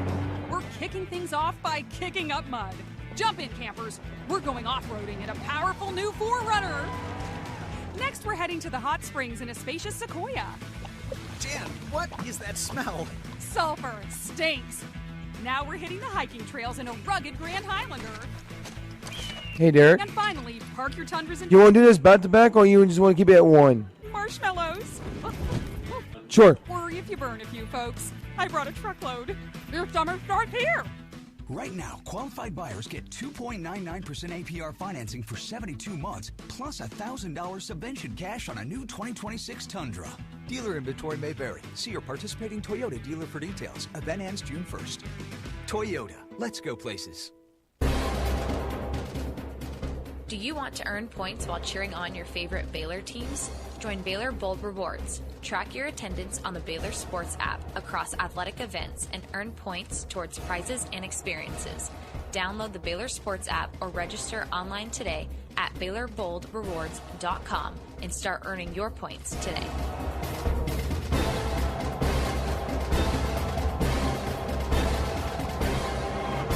You have the power to make an impact right here in Central Texas. Donate and shop Goodwill to change lives in your own neighborhood. Did you know? When you donate or shop your local Heart of Texas Goodwill, you're helping people with disadvantages experience job and life skills training, job placement, and other employment readiness services. All right here in your Central Texas community. Together, we can build stronger families and stronger communities. To learn All right, Derek, just send you the posting thing. or donation center near you, visit hotgoodwill.org. Donate, shop, change lives. No worries. You're listening to Baylor Baseball on the Baylor Sports Media Network. Well, rough day for the Bears as they're run ruled by UCF by a score of 19-3. Baylor now 25-25 on the year, 11-15 in Big 12 play. The Knights of UCF improved to 30-18, 18-9 in conference action. Well, on the heels of their best weekend of starting pitching of the year, Baylor versus Texas Tech last week, this weekend has been the worst. Baylor starters have allowed 14 runs in 5 innings. It's twice as many runs as they allowed in 22 innings last week against the Big 12's top hitting team. But I'll tell you what, Tom and I both agree that UCF looks every bit as good a hitting team, if not better, than Texas Tech, and they consistently put the ball in play. Zach Wallace, his roughest outing of the year, he allowed 7 runs, 6 earned in just 1 inning of work. Grayson Murray, 4 runs, 3 earned in 2 innings. Luke McLeod, 3 runs in 2 innings. Cade Hansen, senior, pitched a scoreless inning, and then Camden Cluett allowed 5 runs in an inning of work. Meanwhile, UCF got 5 2/3 strong innings out of their starter, Camden Wicker, who allowed 2 runs, scattering 7 hits. For the Bears, a multi-hit day for Travis Sanders, 2 for 4 with an RBI. He extends his hitting streak to 8 games, his on-base streak to 17 games. Dylan Perez, a 2-hit day. Tice Armstrong with a hit today, extended his on-base streak to 22 games and his hitting streak to 8 games. Still needs 1 more home run to set the new single-season record. UCF multi-hit days abounded for them. Again, Baylor allowing a season-high 19 runs on a season-high 22 hits, led by their leadoff man Diamez Ross, 5 for 6 with 4 runs batted in. It all adds up to a 19-3 loss. The series finale is tomorrow. We'll take our final time out and get you ready for that one after this on the Baylor Sports Media Network. At Baylor Scott & White McLean Children's, you'll find the care your child deserves and trusted expertise to set your mind at ease. With a network of convenient pediatric primary and specialty care clinics and an advanced medical center, they offer a full range of pediatric care close to home. Learn more at bswhealth.com. You did as well as you could with that. Sounded fine. That's bswhealth.com/McLean-Children's. You hear that?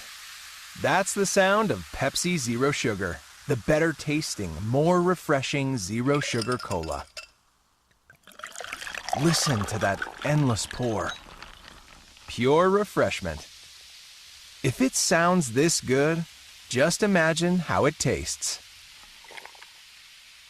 Oh yeah, so good. Pepsi Zero Sugar. Let your taste decide.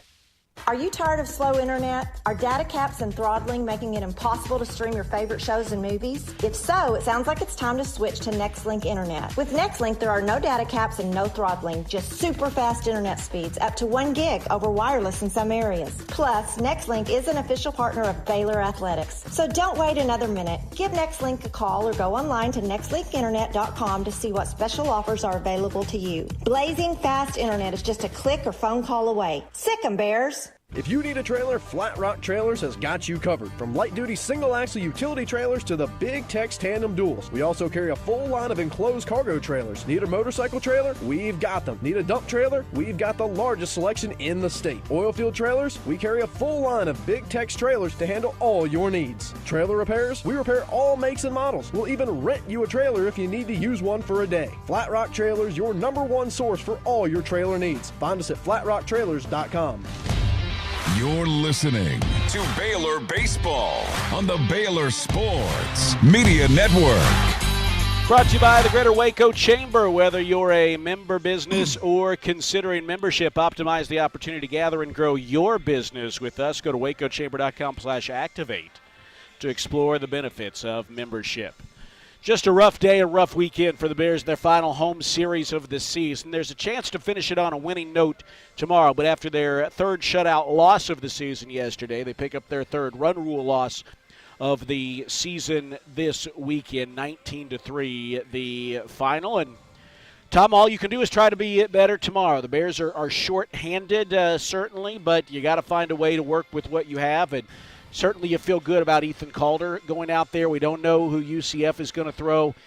They have dealt with injuries in the staff this season, and you'd love to see Ethan Calder finish strong here at the ballpark. No question. And again, you mentioned that the Bears are shorthanded, but honestly, I'm not going to use that one as a big excuse because it was 19-3. And your opponent's shorthanded. I mean, they've got a lot of injuries as well, and you're late in the year. Everybody's kind of nicked up, but I don't really have a true explanation on what's going on. I mean, this was a club that's good. I mean, they're good offensively, and I think they probably take the most disciplined swings of anybody we've seen. But look, this is game 50. You're in the Big 12. Everybody in this league is good, and this has not been the result. So I really am having a hard time figuring this one out. But you know what? It's baseball. You turn the page. You could have won today 19-2, and you still got to come out tomorrow because it's 0-0. And that's the way you got to look at it. They have to come out tomorrow prepared to play because it's 0-0. You know, if there's a silver lining, I almost feel dumb saying this. You do have, this has been a Baylor bullpen that has struggled as of late, but you do have your main arms ready to go. Of course, so does UCF. But the game got out of hand early, so you didn't use your leverage arms out there, and so you got, as Coach Thompson said earlier, you've got your main guys out there, and if Ethan Calder should struggle, I don't think they would hesitate to go to an R.J. Roué or a Caleb Bunch, and I mean maybe Atkinson could go again, but right now you just need something. Yeah, Braden Bergman. Right now you just need something positive because the last 2 days have been the opposite of that. Yeah, and one of the arms that you did use today and was Grayson Murray, so he's not available tomorrow. But you just got to find a way to win a game, Derek. I mean, they've now lost 9 of 12 to fall back to 500 at 25-25. And again, as you mentioned 3 weeks ago, it looked like this team was on a clear-cut path to get into postseason. Yeah. But It's the old cliche, don't let one turn into two, but unfortunately that's kind of what it feels like has happened, is they just never recovered from that TCU loss when they had a 4-0 lead and then still had a 5-4 lead in the ninth, a 4-3 lead in the ninth, and just didn't get it done. And then after that, from that point on, it was just difficult, and it has been a struggle ever since that day. Yeah, and why that is, it doesn't entirely make sense because you can get right back on the horse, but, that hasn't been the case. And, I mean, you look right now, I think some close losses, today, these last 2 games were not close losses. The Bears have been dominated the last 2 games, no question.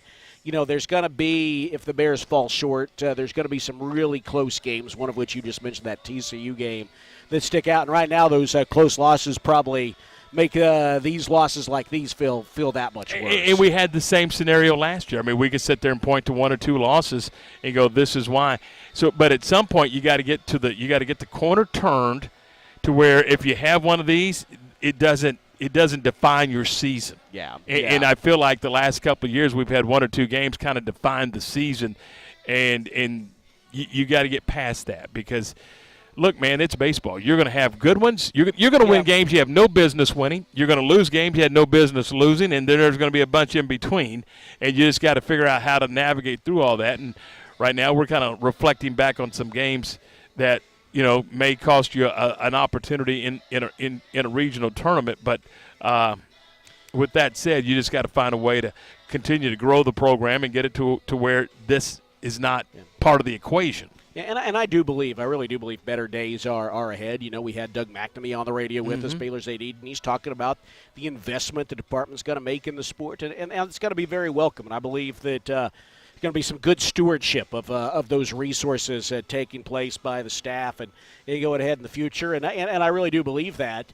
But it doesn't make right now. That's in the future. It doesn't make the present feel any better at the moment. But I will say this: I really do. We talked about it earlier. The fans who were here today, who stuck it out, we thank you. It was not an easy game to do so, but there's some people who are really loyal, and we're grateful for them, and hope there's a good crowd again tomorrow. And let me say this about the players: the care factor is there. I walked through that clubhouse a minute ago. After finishing up that interview, and it's not a pleasant place. I mean, it just isn't. I mean, the care factor for this club is there. They want to win. They have a desire to win. They have an effort to win. And right now, things aren't going well. You got guys that you counted on offensively that are struggling. You got guys that you counted on the mound struggling, and it's not a good time of the year to be struggling, quite honestly. But that's where we are. Well, and one more chance to get a win at home against UCF. That comes tomorrow, 1:05 first pitch. We'll be on the air at 12:45. Well, I'll put it behind us and get back here tomorrow. Hope everyone has a good rest of your Saturday evening, and if you can't make it out to the ballpark tomorrow, Tom and I will have the call for you. 19-3 the final. UCF wins the game in the series. The Bears will look to salvage tomorrow. Want to say thanks to our producer, Cameron Savoy, back at our studio. Speaking for him and Tom Barfield, I'm Derek Smith. Appreciate you being with us. Good night, everyone. You've been Great job, guys. to the Baylor Baseball